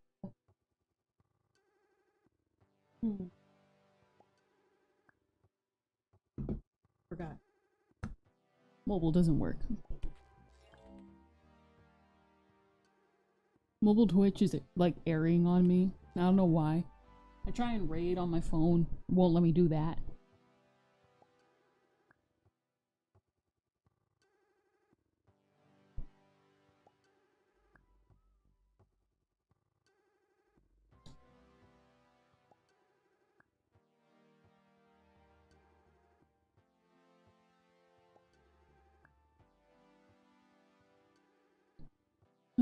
Where is it video producer?